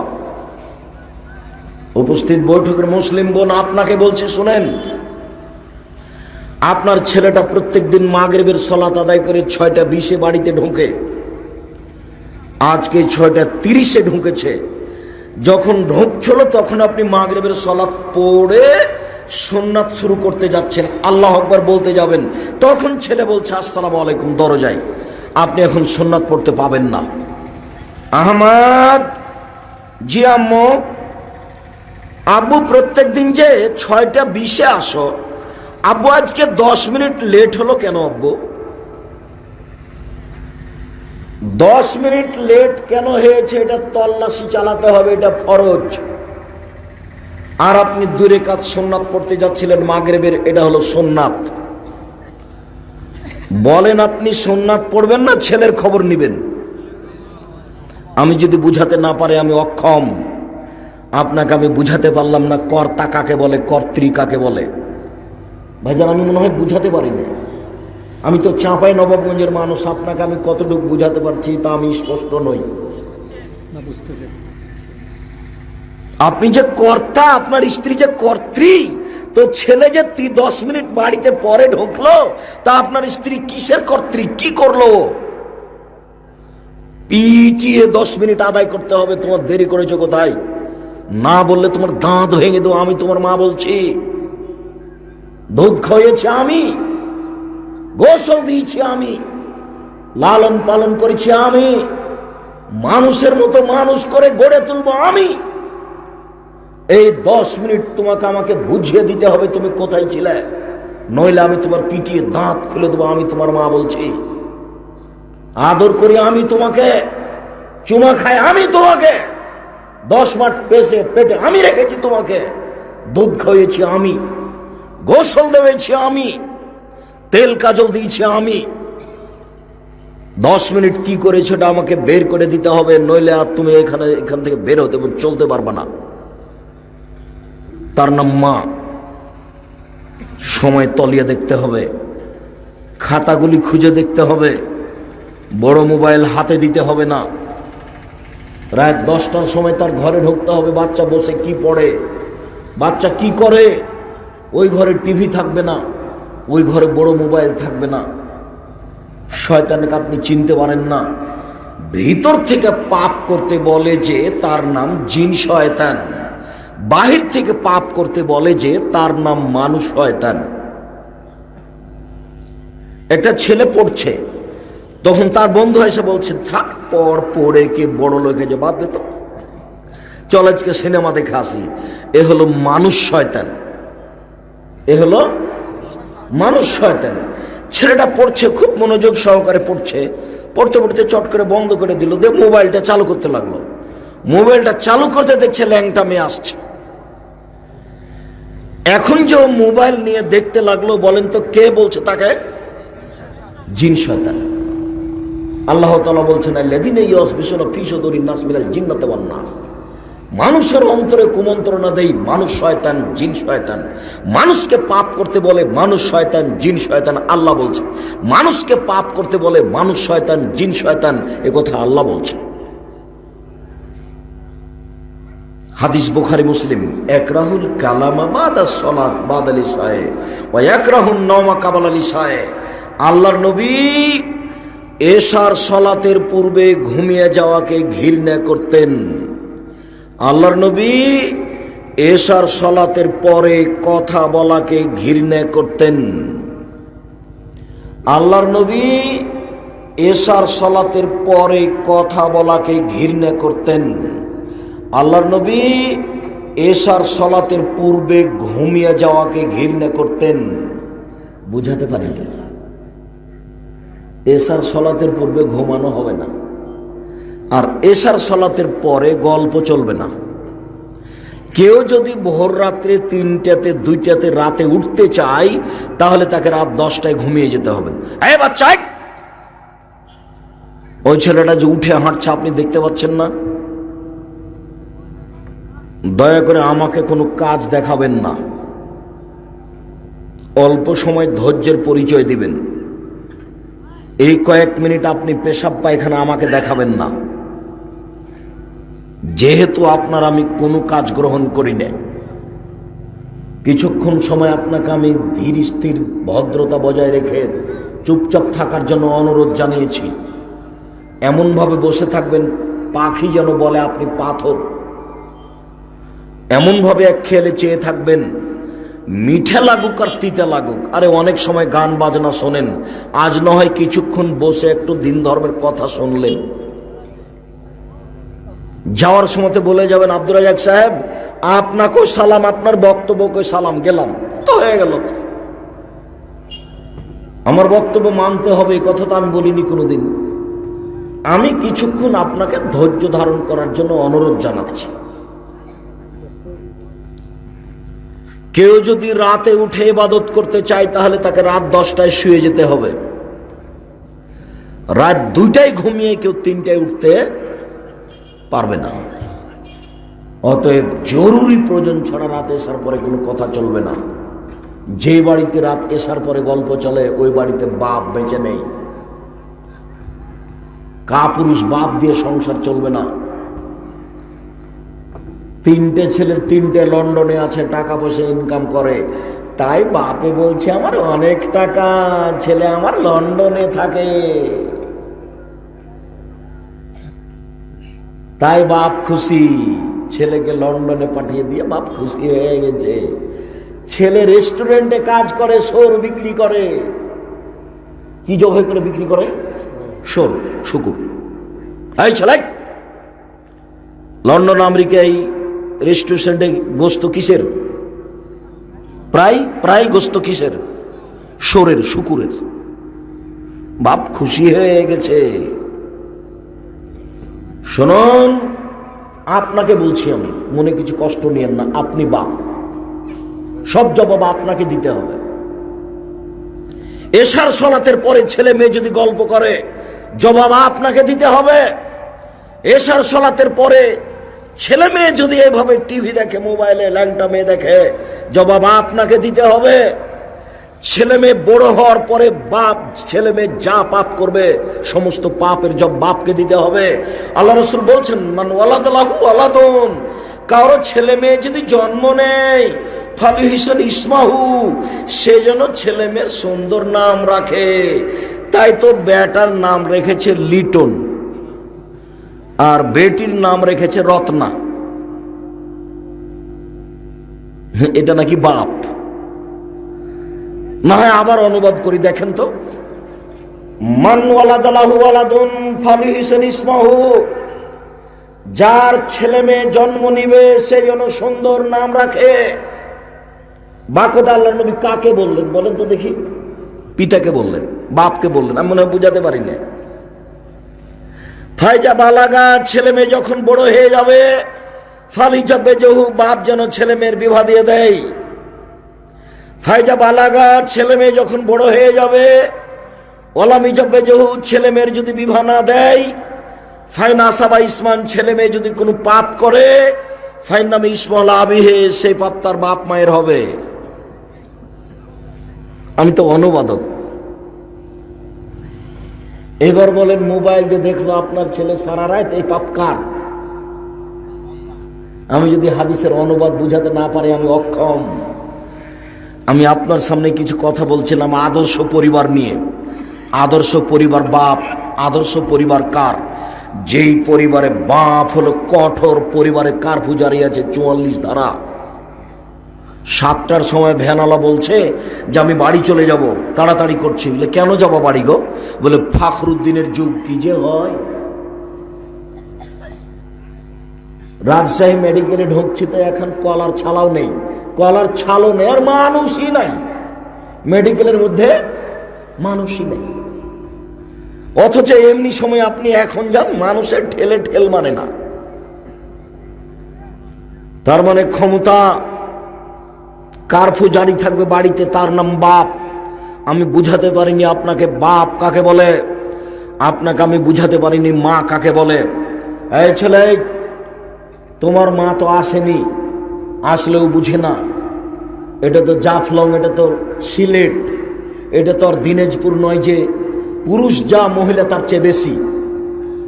এটা তো সিলেট, মানে মেয়েরা বক্তব্য শুনতে আসবে না। 2-1 আসতে পারে ছেঁচড়া মেচড়া কোনো রকম করে। বাড়িতে টিভি আছে, কেন আসবে এখানে? আর হুজুরেরা তো কেসা কাহিনী বলে, ইউসুফ জুলাইখার কাহিনী। মহিলাকে আসতেই হবে বা কেন? তোমার মা আসেনি। এই ছেলে, তোমার মাকে একটা কথা বলছি, তুমি মনে রেখো। তোমার মাকে তুমি এটা বলে দিও, আমার দিকে খেয়াল করো, এক খেলে চেয়ে থাকবা। জাবের রাদিয়াল্লাহু তাআলা আনহু বলেন, আমি আল্লাহর রাসূলের সাথে যুদ্ধ করে আসছিলাম। যখন আমরা মদিনার কাছাকাছি, তখন আল্লাহ রাসূল বলেন, এই শোনো, তোমরা এখানে রাতে অবস্থান করো, সকালে আমরা বাড়ি যাব। তখন আমি জাবের বললাম, আল্লাহর নবী, আমি নতুন বিবাহ করেছি, আমাকে একটু বাড়ি যেতে অনুমতি দেন। তো আল্লাহ রাসূল অনুমতি না দিয়ে আমাকে একটু কেমন কেমন করে কথা বলতে লাগলেন। আমাকে বলছেন, বিকরা নাম সাইয়্যিব, তুমি কুমারী মেয়ে বিবাহ করেছ না তালাক প্রাপ্তা মেয়ে বিবাহ করেছ? আমি বাড়ি যেতে চাইলাম, তা আমাকে এভাবে বলছেন। তখন আমি বললাম, সাইয়্যিব, তালাক প্রাপ্তা মেয়েকে বিবাহ করেছি। তার বিবাহ হয়েছিল, ওর স্বামী তাকে ছেড়ে দিয়েছে, আমি তাকে বিবাহ করেছি। তখন আমাকে আল্লাহ রাসূল বলছেন, আরে হাল্লা বিক্রান তোলায় বোকা, আরে তুমি কুমারী মেয়ে কেন বিবাহ করলে না? তুমি তার সাথে খেলতে, ও তোমার সাথে খেলতো। আরে অবিবাহিত মেয়ে তুমি কেন বিবাহ করলে না? আরে অবিবাহিতা মেয়ে তুমি কেন বিবাহ করলে না? তুমি তার সাথে খেলতে, ও তোমার সাথে খেলতো। আল্লাহ রাসূলের 11 জন স্ত্রী একসাথে, তার মধ্যে 10 জনেরই 2-3 বার করে বিবাহ হয়েছে, একজনেরই একবারও বিবাহ হয়নি। বলেন তো কে? আয়েশা রাদিয়াল্লাহু তাআলা আনহা। তিনি নিজে বিধবাকে বিবাহ করেছেন, করতে বলেছেন। তবে কুমারী মেয়ের ভিতরে ভিন্ন কিছু আছে, যার কারণে রাসূল সাল্লাল্লাহু আলাইহি ওয়াসাল্লাম এভাবে বললেন। যাক, উনি যা বললেন। এবার জাবের কি বলছেন শোনেন। আল্লাহর নবী, আমি কুমারী মেয়ে বিবাহ করিনি কেন, তালাক প্রাপ্তা মেয়ে বিবাহ করেছি কেন, আপনি একটু শোনেন তো আল্লাহর নবী। আমার বাপ উহুদের যুদ্ধে শহীদ হয়েছে। আমার 6 জন বোন, বুখারীর আরেক হাদিসে এসেছে যে 8 জন বোন। আমার 8 জন বোন রেখে আমার আব্বা শহীদ হয়েছেন। আমার বোনের সমবয়সের মেয়েকে আমি বিবাহ করা পছন্দ করিনি 3টা কারণে। না, আমার বোনদের সমবয়সের মেয়েকে আমি বিবাহ করব না। কেন? এক, না তুয়াদ্দে বাহুন না, আমার বউ যেন তাদেরকে শিষ্টাচার দিতে পারে। 2, তুয়াল্লে মাহুন না, আমার বউ যেন তাদেরকে বিদ্যা শিখিয়ে দিতে পারে। 3, তুরাজ্জালাহুন না, আমার বউ যেন আমার বোনদের মাথার চুল চিরুনি করে দিতে পারে, পরিপাটি করে দিতে পারে। আল্লাহর নবী, আমি কুমারী মেয়ে এই জন্য বিবাহ করিনি, আমার বোনদের বয়সের মেয়েকে আমি বিবাহ করিনি, তার তিনটে কারণ। মনে থাকবে না মনে হয়? হাদিস কিন্তু বুখারী মুসলিম। এক, শিষ্টাচার শিখিয়ে দিতে হবে আমার বোনদেরকে। এই ছেলে, তোমার বোন ল্যাংটা পোশাকে কলেজে যায়, বলো এটা কোন শিষ্টাচার? এই বেটাই, তোমার মা আটো সাটো বোরকা পরে কলেজে স্কুলে যায়, বাইরে যায়, বলো এটা কোন শিষ্টাচার? তোমার মা তোমার বোনকে কি শিখাবে? তোমার বোন ক্লাস 10-এ পড়ে, মাথায় কাপড় দেয় না, মেহমানকে খাবার দেয়, বলো তোমার মা একে কি শিষ্টাচার শিখাবে? আমি বুঝাতে পারলাম না শিষ্টাচার কাকে বলে। জাবের বলছেন, আমি তালাক প্রাপ্তা মেয়ে বিবাহ করেছি এই জন্য যে আমার স্ত্রী যেন আমার বোনদেরকে শিষ্টাচার শিখিয়ে দিতে পারে। 2, বিদ্যে শিখিয়ে দিতে পারে। 3, মাথার চুল চিরুনি করে দিতে পারে। সৌদি আরবে মেয়ে বাচ্চা জন্ম নিলে শুধু জন্মের 7 দিন 1.5 দিন মাথা নেড়ে করে, আর চুল ছোট করে না। যার কারণে ছোট বাচ্চাদের মাথার চুল কি হয়ে যায়? বড় বড় হয়ে যায়। তখন মাকে লাঠি নিয়ে মাথার চুল চিরুনি করে দিতে হয়। তাহলে বোঝা যাচ্ছে যে মেয়েকে শিষ্টাচার দিবে কে? মায়ে। না, বুঝাতে পারলাম না। হাদিস বুখারী মুসলিমে। হাদিসটা কি এক একটু বুঝাতে পেরেছি? ভাইজান, আপনি কি বুঝতে পারছেন? ভাইজান, আপনি কি ধরতে পারছেন? তার মানে জাবের কম বয়সের মেয়ে বিবাহ করলো না কেন? আল্লাহ রসুল তো বলছিলেন যে তুমি কম বয়সের মেয়ে বিবাহ করলে না কেন? আল্লাহ রসুল ওই জাবের বলছেন যে আমি এই কারণে করিনি। তাহলে বোঝা যাচ্ছে যে ছেলে মেয়ের শিষ্টাচার কে দিবে? মা। ছেলে মেয়ের শিষ্টাচার কে শিখিয়ে দিবে? মা। মা নিজেই বুঝে না কোন দিকে মুখ করে পেশাব করতে হবে, তো বাচ্চাকে কি শিখাবে? আমি তাই তো বলেছি, বাপ আছে ডান দিকে, মা আছে বাম দিকে, মধ্যে ছেলে কানে ইয়ারফোন লাগিয়ে ইন্ডিয়ার গান শুনছে। এই বাপ মাকে যদি আমি অশিক্ষিত প্রমাণ করতে না পারি, আমি জাতির সামনে বক্তব্য দেব না। আমি জাতিকে বুঝাতে পারিনি বাপ মা কাকে বলে, আমি জাতিকে বুঝাতে পারিনি আদর্শ পরিবার কাকে বলে। জাতিকে যদি সত্য সত্যই বুঝাতে পারতাম আদর্শ পরিবার কাকে বলে, তাহলে জাতি সত্যই ঠিক পথ পেত। কিন্তু যাদের সামনে হাজারো জনগণ পুরুষ নারী বসে থাকে, তারা জাতির সামনে কেসা কাহিনী বলে, অথচ বুখারী মুসলিমের কত হাদিস। একটা পরিবারকে সুন্দর করার জন্য আমি যে বুখারী মুসলিমের হাদিসটা অনুবাদ করে শোনাচ্ছি, কাল থেকে আপনি জিজ্ঞাসা শুরু করবেন সিলেটের অন্তত 100 জন আলেমকে জিজ্ঞাসা করে দেখেন তার এই হাদিস মুখস্থ আছে কিনা, সে হাদিস বলে কিনা। আর আপনি বলেন সিলেটের কোন মসজিদে এই 50 বছরের মধ্যে এই হাদিস অনুবাদ করে শোনানো হয়েছে, অথচ হাদিস বুখারী মুসলিমের। সম্মানিত দিনী ভাই বোন, শুধু ছেলে মেয়ে কেন, বাড়িতে যদি কাজের মেয়ে থাকে তাকেও শিষ্টাচার শিখাতে হবে। রাসূল সাল্লাল্লাহু আলাইহি ওয়াসাল্লাম বলছেন, মান কারাত লাহু ওয়ালিদা ফাআল্লামা ফাসানা তালিমাহা ওয়া আদাবা ফাসানা তাদিবাহা ফালাহু আজরান।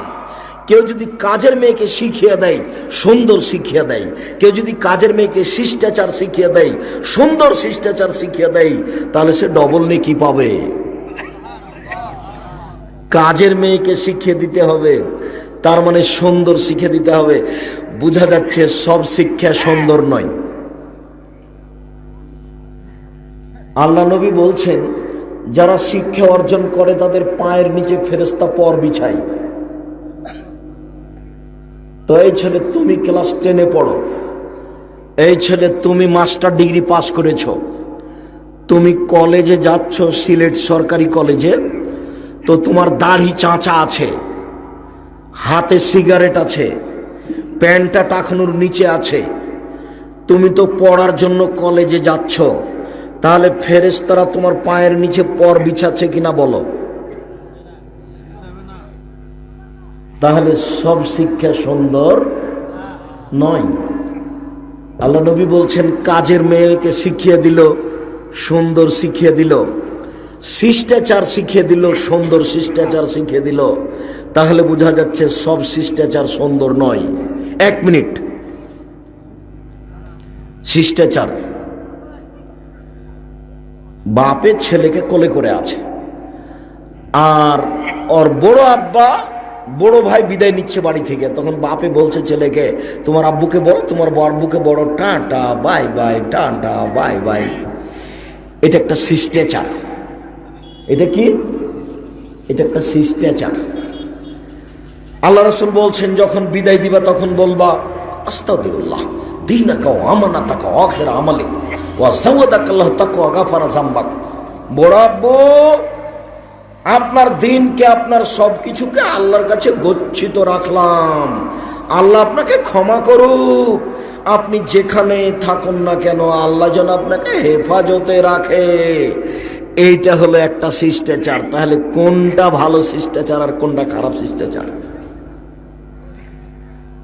আপনি ভাইজানকে 1 গ্লাস পানি দিলেন, তখন ভাইজান বললেন, জাযাকাল্লাহ খায়, আল্লাহ তোমাকে উত্তম প্রতিদান দান করুক।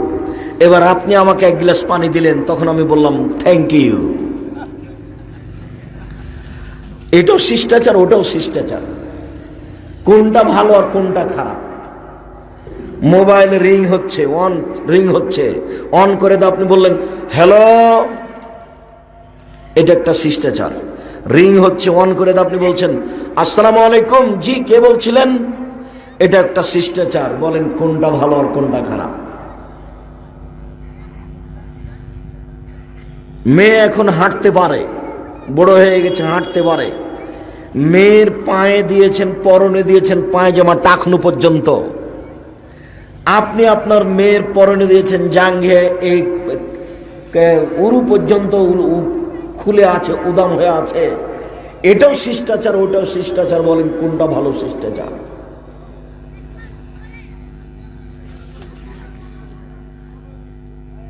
আপনি যখন আমার কাছে আসলেন, তখন আমি দাঁড়িয়ে বললাম আসসালামু আলাইকুম। আপনি যখন আমার কাছে আসলেন, তখন আমি বসে বসে বলছি জি। আপনি বললেন আসসালামু আলাইকুম, আমি বললাম ওয়ালাইকুম আসসালাম। কোনটা ভালো শিষ্টাচার, কোনটা খারাপ শিষ্টাচার? আপনাকে সালাম দিতে হবে, আমি বসে বসে বলবো ওয়ালাইকুম আসসালাম। আপনি কেন? আপনাদের শিশু শ্রেণীতে যদি উমার রাদিয়াল্লাহু তাআলা প্রবেশ করেন, উমারকেও সালাম দিয়ে ঢুকতে হবে। আর বাচ্চারা যে ক্লাসে বসে আছে, এরা সব বসে বসে বলবে ওয়ালাইকুম আসসালাম। এটা একটা শিষ্টাচার, এটা একটা শিষ্টাচার। সব বাচ্চা দাঁড়িয়ে গেল, এটা একটা শিষ্টাচার। বাচ্চারা বসে বসে উমারকে বলছে ওয়ালাইকুম আসসালাম, এটা একটা শিষ্টাচার। কোনটা ভালো কোনটা খারাপ? মাথার চুল ছোট করেছেন, আবার বৈদেশিক খেলোয়াড়কে দেখে মধ্যেখানে চুলটা রেখেছেন ছাতা করে, বাকি সব কিছু কেটে ফেলেছেন। এটা হারাম, এটা নাম কাজা। এটা একটা শিষ্টাচার। সম্পূর্ণ কেটে ফেলতে হবে, এটা শিষ্টাচার। আর অল্প কেটে সব রেখে দিয়েছেন, এটা একটা শিষ্টাচার। কোনটা ভালো? আল্লাহ নবী বলেছেন নখ কাটতে হবে, এটা শিষ্টাচার। তোমার নখটা এত বড় হয়ে আছে, এটা শিষ্টাচার। কোনটা ভালো কোনটা খারাপ? এটাও শিষ্টাচার, ওটাও শিষ্টাচার। সম্মানিত দিনী ভাই বোন, রাসূল সাল্লাল্লাহু আলাইহি সাল্লাম বললেন শিষ্টাচার শিখিয়ে দিল, সুন্দর শিষ্টাচার শিখিয়ে দিল। আপনার ছেলে মানুষের প্লেটে ভাত তুলে দিচ্ছিল, তুলে দিতে গিয়ে ভাত পড়ে গেছে, তখন ছেলে উঠাতে যাচ্ছে, আপনি বলছেন না না না না না, ওটা উঠায় না, ওটা উঠায় না। আচ্ছা উঠিয়েছো, ওটা গরুর চারিতে ফেলে দাও, গরুর চারিতে ফেলে দাও। আর আমি বলছি হ্যাঁ শোনো শোনো শোনো, ভাতটা পড়ে গেল, উঠাও উঠাও উঠাও। উঠে ভাতটা আপনি গামলাতে রাখবেন, ওটাও শিষ্টাচার, এটাও শিষ্টাচার। বলেন কোনটা ভালো শিষ্টাচার? মানুষকে যখন ভাত দিছিলেন, তখন আপনি চামচ ডুবাচ্ছেন। আজকে যে আমাদের ভাত তুলে দিচ্ছিল, সে গামলার মাঝামাঝিতে চামচ ডুবিয়ে ভাত তুলে দিচ্ছে। মাঝামাঝি চামচ ডুবিয়ে ভাত তুলে দিচ্ছেন, এটাও শিষ্টাচার। গামলার এক পাশে চামচ ডুবিয়ে ভাত তুলে দিচ্ছেন, এটাও শিষ্টাচার, এটাও শিষ্টাচার। বলেন কোনটা ভালো শিষ্টাচার? আমি মনে হয় বুঝাতে পারি না। সম্মানিত দিনী ভাই বোন, আজকের আলোচনার শেষ আদেশ। আলোচনা আজকে লম্বা হবে না, অন্য কোনো দিন। বাচ্চা, পাশ থেকে কোনো বাচ্চা উঠলে যেতে দিবেন না, তার মানে ওর দিকে তাকালে আপনি কথা বুঝতে পারবেন না, কথাটা আমার ফাঁকে পড়ে যাবে। এদিকে দেখেন শিষ্টাচারের উদাহরণ। মাসাল জালিসি সলেহ ও সয়ে কা সাহেবিল মিসকে নাফিকিল কিরে। ভালো বন্ধুর উদাহরণ আর খারাপ বন্ধুর উদাহরণ। ভালো বান্ধবীর উদাহরণ আর খারাপ বান্ধবীর উদাহরণ আতরওয়ালার মতো, কর্মকারের মতো। আতরওয়ালার মতো, কর্মকারের মতো। কারো যদি বন্ধু আতরওয়ালা হয়, মানে আপনার দোস্ত আতর বিক্রি করে, আনতাজদু মিনহু রিহান তাইয়্যিবা, হয়তোবা আপনাকে আতর এমনিতে দিয়ে দিতে পারে, নইলে আপনি আতর তার কাছে কিনে নিবেন। এমনিও দিল না, কিনেও নিলেন না, আপনি তার পাশে বসে আছেন, তাজদু মিনহু রিহান তাইয়্যিবা, তখনও আপনি সুগন্ধি পাবেন। আতরওয়ালার পাশে বসে থাকলে সুগন্ধি পাওয়া যায় যেমন, আপনার বন্ধু ভালো হলে আপনি ভালো হবেন তেমন।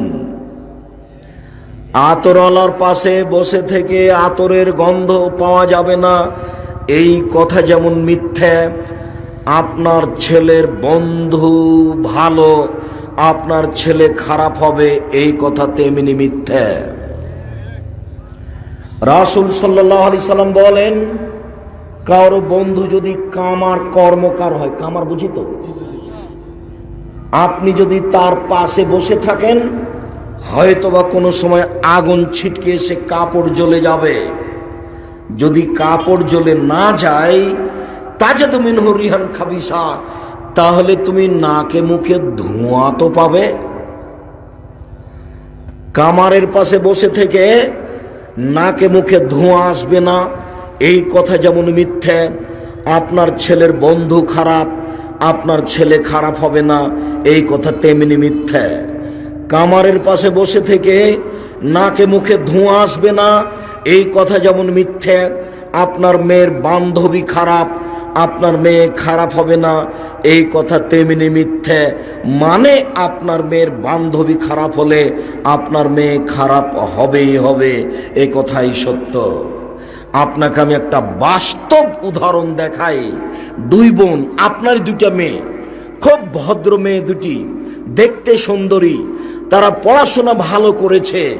তো একজনের বিবাহ হয়েছে আওয়ামী লীগ লোকের সাথে, আর একজনের বিবাহ হয়েছে বিএনপির লোকের সাথে। তারপরে দুইজন আর কথা বলে না। কথা কি বুঝতে পেরেছেন?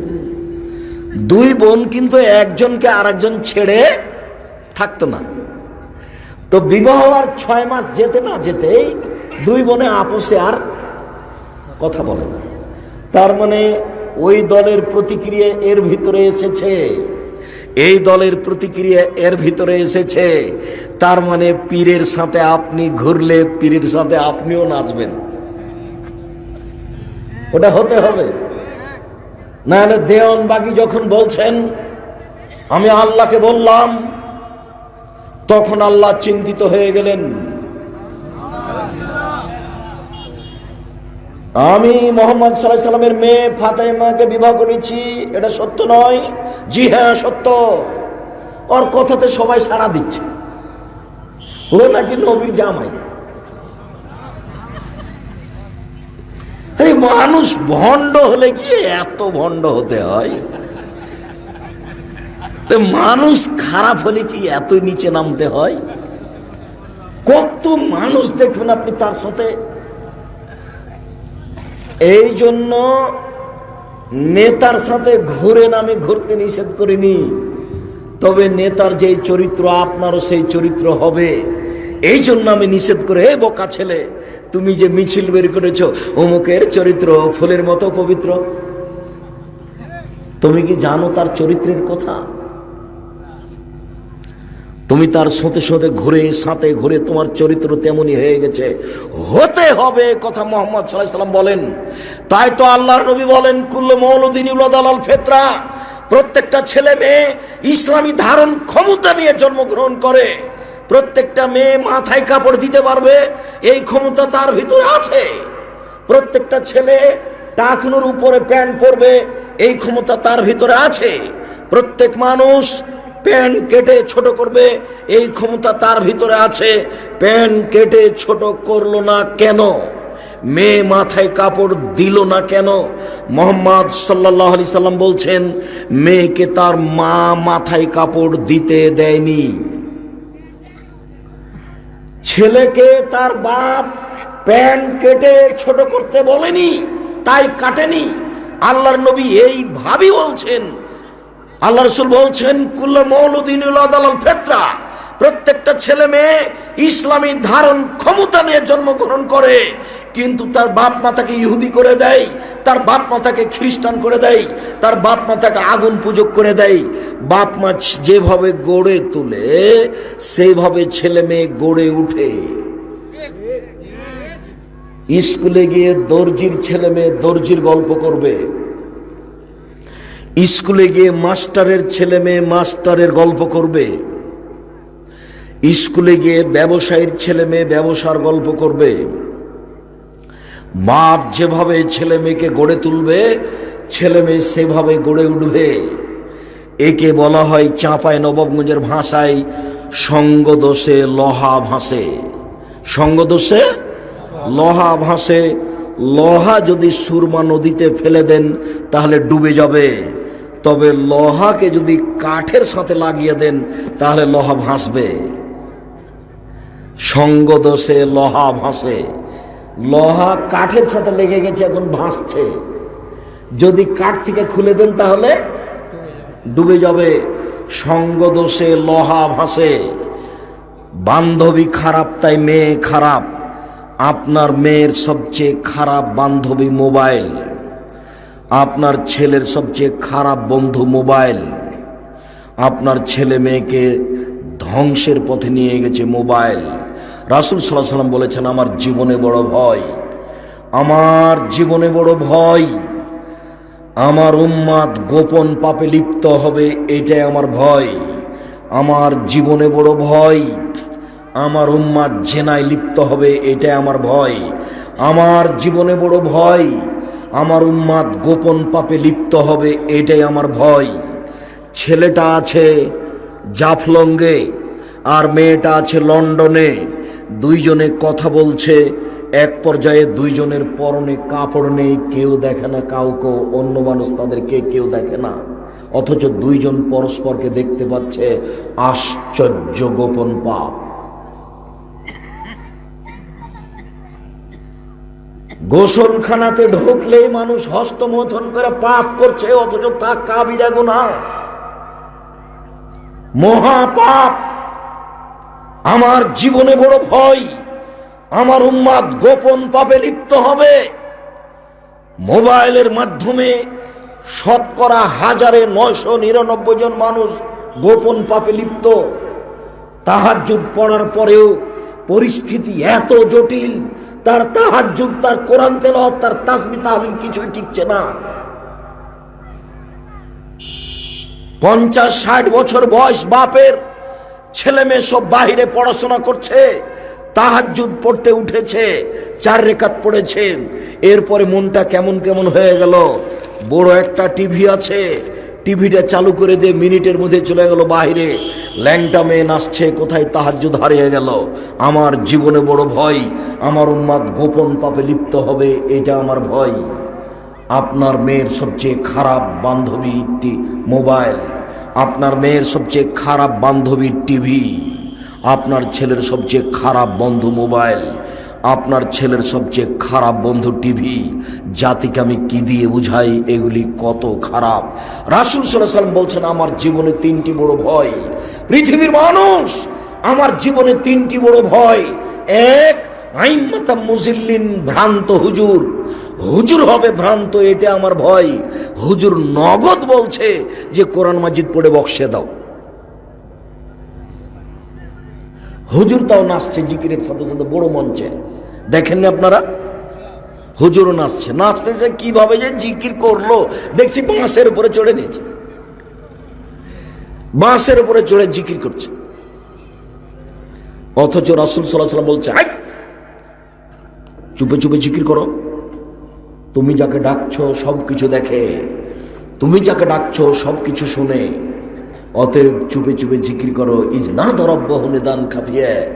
যখন জাকারিয়া আলাইহিস সালাম চুপে চুপে আল্লাহকে বলল, আল্লাহ বললেন, ঠিক আছে জাকারিয়া, তোমার কথা আমি শুনে নিলাম। জিকির আজকার তাসবিহ তাহলিল করতে হবে চুপে চুপে। লাফ দিয়ে বাসে উঠে গেছে, তার নামে নাকি জিকির। একজন আর একজনের গায়ের উপরে উঠে যাচ্ছে, তার নামে নাকি জিকির। সম্মানিত দিনী ভাই বোন, শুনুন, আমার জীবনে বড় ভয় তিনটি। এক, ভ্রান্ত হুজুর। দুই, সাতালতাহিকু কাবাইলু মিন উম্মতি বিল মুশরিকিন, আমার উম্মতে হিন্দুদের সাথে মিশে যাবে, এইটা আমার ভয়। গান বাজনা কাদের কাজ বলেন তো? হিন্দুদের। পাশের বাড়িতে হিন্দু বাড়িতে বিভা লেগেছে, সারা দিন বাজনা চলছে। আমাদের মুসলমানের ছেলেরা দৌড়িয়ে যাচ্ছে বাজনা দেখতে। কার বাড়িতে? হিন্দুর বাড়িতে। আজ দেখেন সব ঘরে বাজনা চলছে, সব দোকানে বাজনা চলে, সব ঘরে বাজনা বাজে, সব দোকানে বাজনা চলে। আমার উম্মতে হিন্দুদের সাথে মিশে যাবে, এটা আমার ভয়। সব ঘরে ছবি আছে, সব ঘরে মূর্তি আছে, আমার উম্মতে হিন্দুদের সাথে মিশে যাবে, এটা আমার ভয়। আমার উম্মত মূর্তি পূজা করবে, এটা আমার ভয়। আমার উম্মত মূর্তি পূজা করবে, এটা আমার ভয়। সম্মানিত দিনী ভাই বোন, আদর্শ পরিবারের উপরে যে গুরুত্বপূর্ণ আলোচনা পেশ করলাম, এই আলোচনা মেনে চলার জন্য অনুরোধ জানিয়ে যাওয়ার পূর্বে বলছি যে আপনার উপরে আমার একটা বিনীত অনুরোধ, আপনি জামিয়া সালাফিয়া ডাঙ্গিপাড়া পবারাজ সেই জামিয়া সালাফিয়া রূপগঞ্জ নারায়ণগঞ্জ ঢাকার জন্য একটু দোয়া করবেন।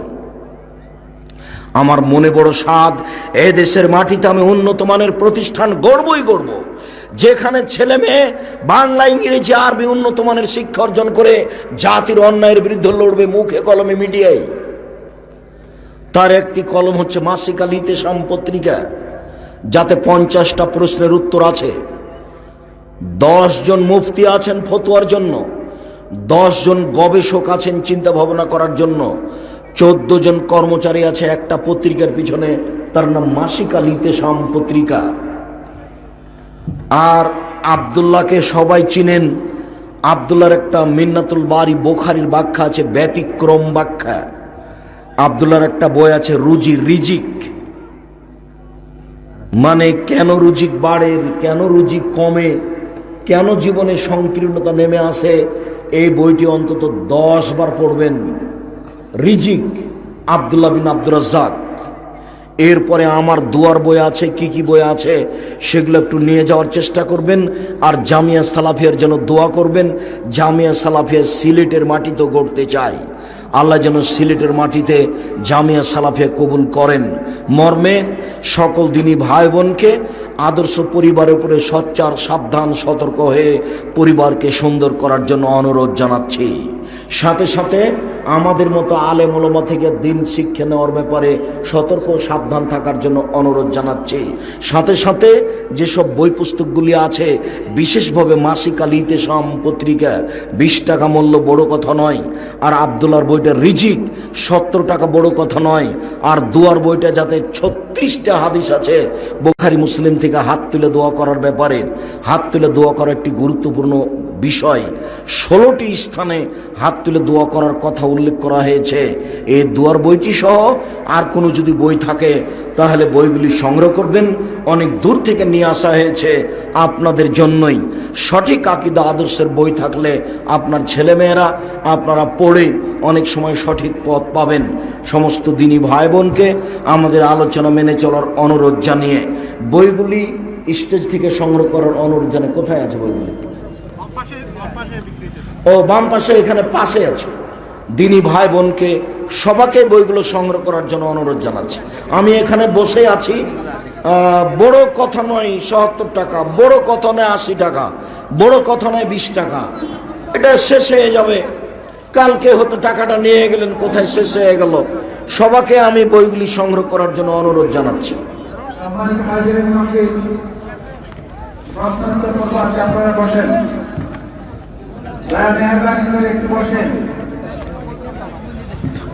এই দেখো, এই মাঠে প্রশ্ন তো দিবা।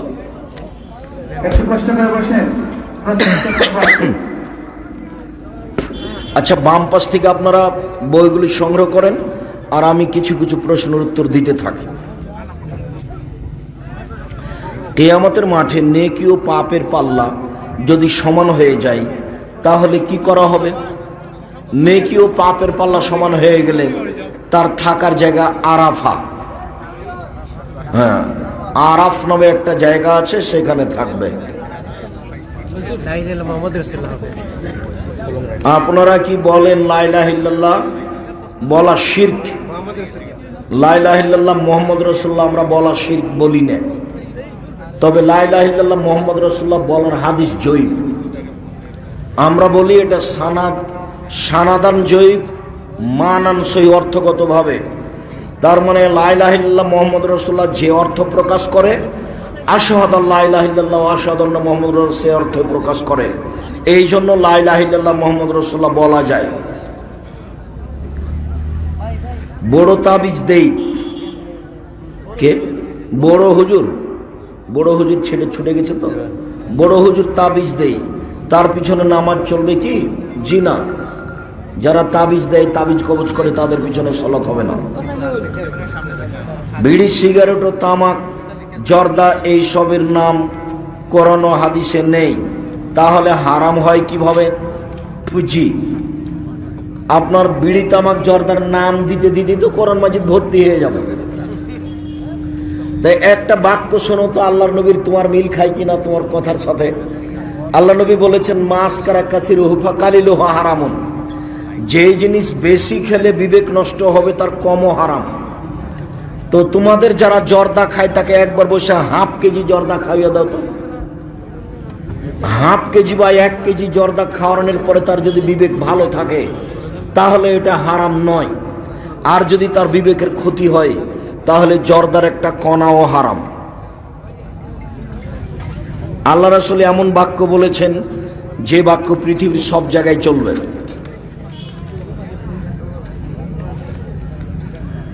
নাম তোফাজ্জল বিন সিরাজি। প্রশ্ন, জেহেরি সলাতে জামাতে সূরা ফাতিহার পূর্বে বিসমিল্লাহ উচ্চ স্বরে পড়া হয় না কেন? বিসমিল্লাহ উচ্চ স্বরে পড়ার প্রমাণে হাদিস জয়ীফ। বিসমিল্লাহ চুপে চুপে পড়তে হবে তার প্রমাণে একাধিক সহিহ হাদিস, সব সিরিয়াল বুখারী মুসলিম। যার জন্য বিসমিল্লাহ চুপে হবে, জোরে হবে না। শুকরিয়া, জাযাকুমুল্লাহ খায়ের। সম্মানিত দিনী ভাই বোন, আলোচনা মেনে চলার জন্য অনুরোধ জানাচ্ছি, বিশেষভাবে পারিবারিক বিষয়ে। আর সকলকেই টাকা না থাকলে অন্তত মাসিকা লিতে সম্পত্তিকে নিয়ে যাবেন। কেউ খালি যাবেন না, কেউ খালি যাবেন না। নিজের কাছে 20 টাকা না থাকলে আর একজনের কাছে 20 টাকা নিয়ে একটা মাসিকা লিতে সম্পত্তিকে নিয়ে যাবেন। এটা হচ্ছে আমাদের সাথে যোগাযোগ রাখার একটা সবচেয়ে বড় মাধ্যম। আর একটা কথা ভুলে গেছি, জামিয়া সালাফে রূপগঞ্জ নারায়ণগঞ্জে মার্চের 4-5 সম্মেলন। দেশের বড় বড় আলেম ওলামা থাকবেন, সবাই যাবেন, প্রতিষ্ঠান দেখে আসবেন। আর ছেলেমেয়েরা কিভাবে থাকে পড়ে সেটাও দেখে আসবেন। আর 1,12,000 টাকা ছেলে মেয়েদের জন্য পুরস্কার, যারা প্রতিযোগিতায় ফার্স্ট সেকেন্ড হবে সেটাও দেখা যাবে। ছেলেমেয়েরা কিভাবে তারা পাঠদান করে আমাদের সামনে সেটাও আমরা দেখতে পাবো। অনেক কিছু আমাদের দেখার আছে। আর জামিয়া সালাফে প্রায় 3,500 ছেলে মেয়ে পড়াশোনা করে, সব ভিন্ন ভিন্ন জায়গায় থাকে খায়। ছেলেদের থাকার জায়গা ভিন্ন, মেয়েদের থাকার জায়গা ভিন্ন। মর্মে মার্চের 4-5 জাফলং থেকে একটা বড় সমাবেশ হয়ে সেখানে উপস্থিত হওয়ার জন্য অনুরোধ জানাচ্ছি। তিনি ভাই বোনদেরকে জামিয়া সালাফি অন্তত এক নজর দেখার জন্য অনুরোধ জানাচ্ছি। বিশাল এক ভূখণ্ডের উপরে জামিয়া সালাফি প্রায় 10,000 মানুষ একসাথে সালাত আদায় করতে পারবে, এরকম একটা মসজিদ নির্মাণে যাচ্ছে। ও খাবারের ব্যবস্থা আছে, ভালো কথা। আগে বই কিনেন, তারপরে খাওয়া। পত্রিকা আপনাদের নিতেই হবে, শুধু আপনার সাথে যোগাযোগের জন্য এইসব পত্রিকা নিয়ে আসা হয়েছে। 20 টাকা দিয়ে না কিনে চলে আসবে। আর আব্দুল্লাহর বইটা দেখেন, রুচি। আপনার রুচিকে সম্পূর্ণ করতে হবে কি সমস্যা? আব্দুল্লাহর বইটা দেখবেন রুচি। খাদ্যে ইউজ বলতে কিছু আছে কি? জি না। খাদ্যে ইউজ করলে কাবলিয়াত খাওয়া হবে। যে কোনো বিপদে পড়ে দোয়া ইউজ করলে আল্লাহ তাকে পাঠিয়ে দেবে। মানুষ বিপদে দোয়া ইউজ করবে যে যতবার পারবে। সোয়াব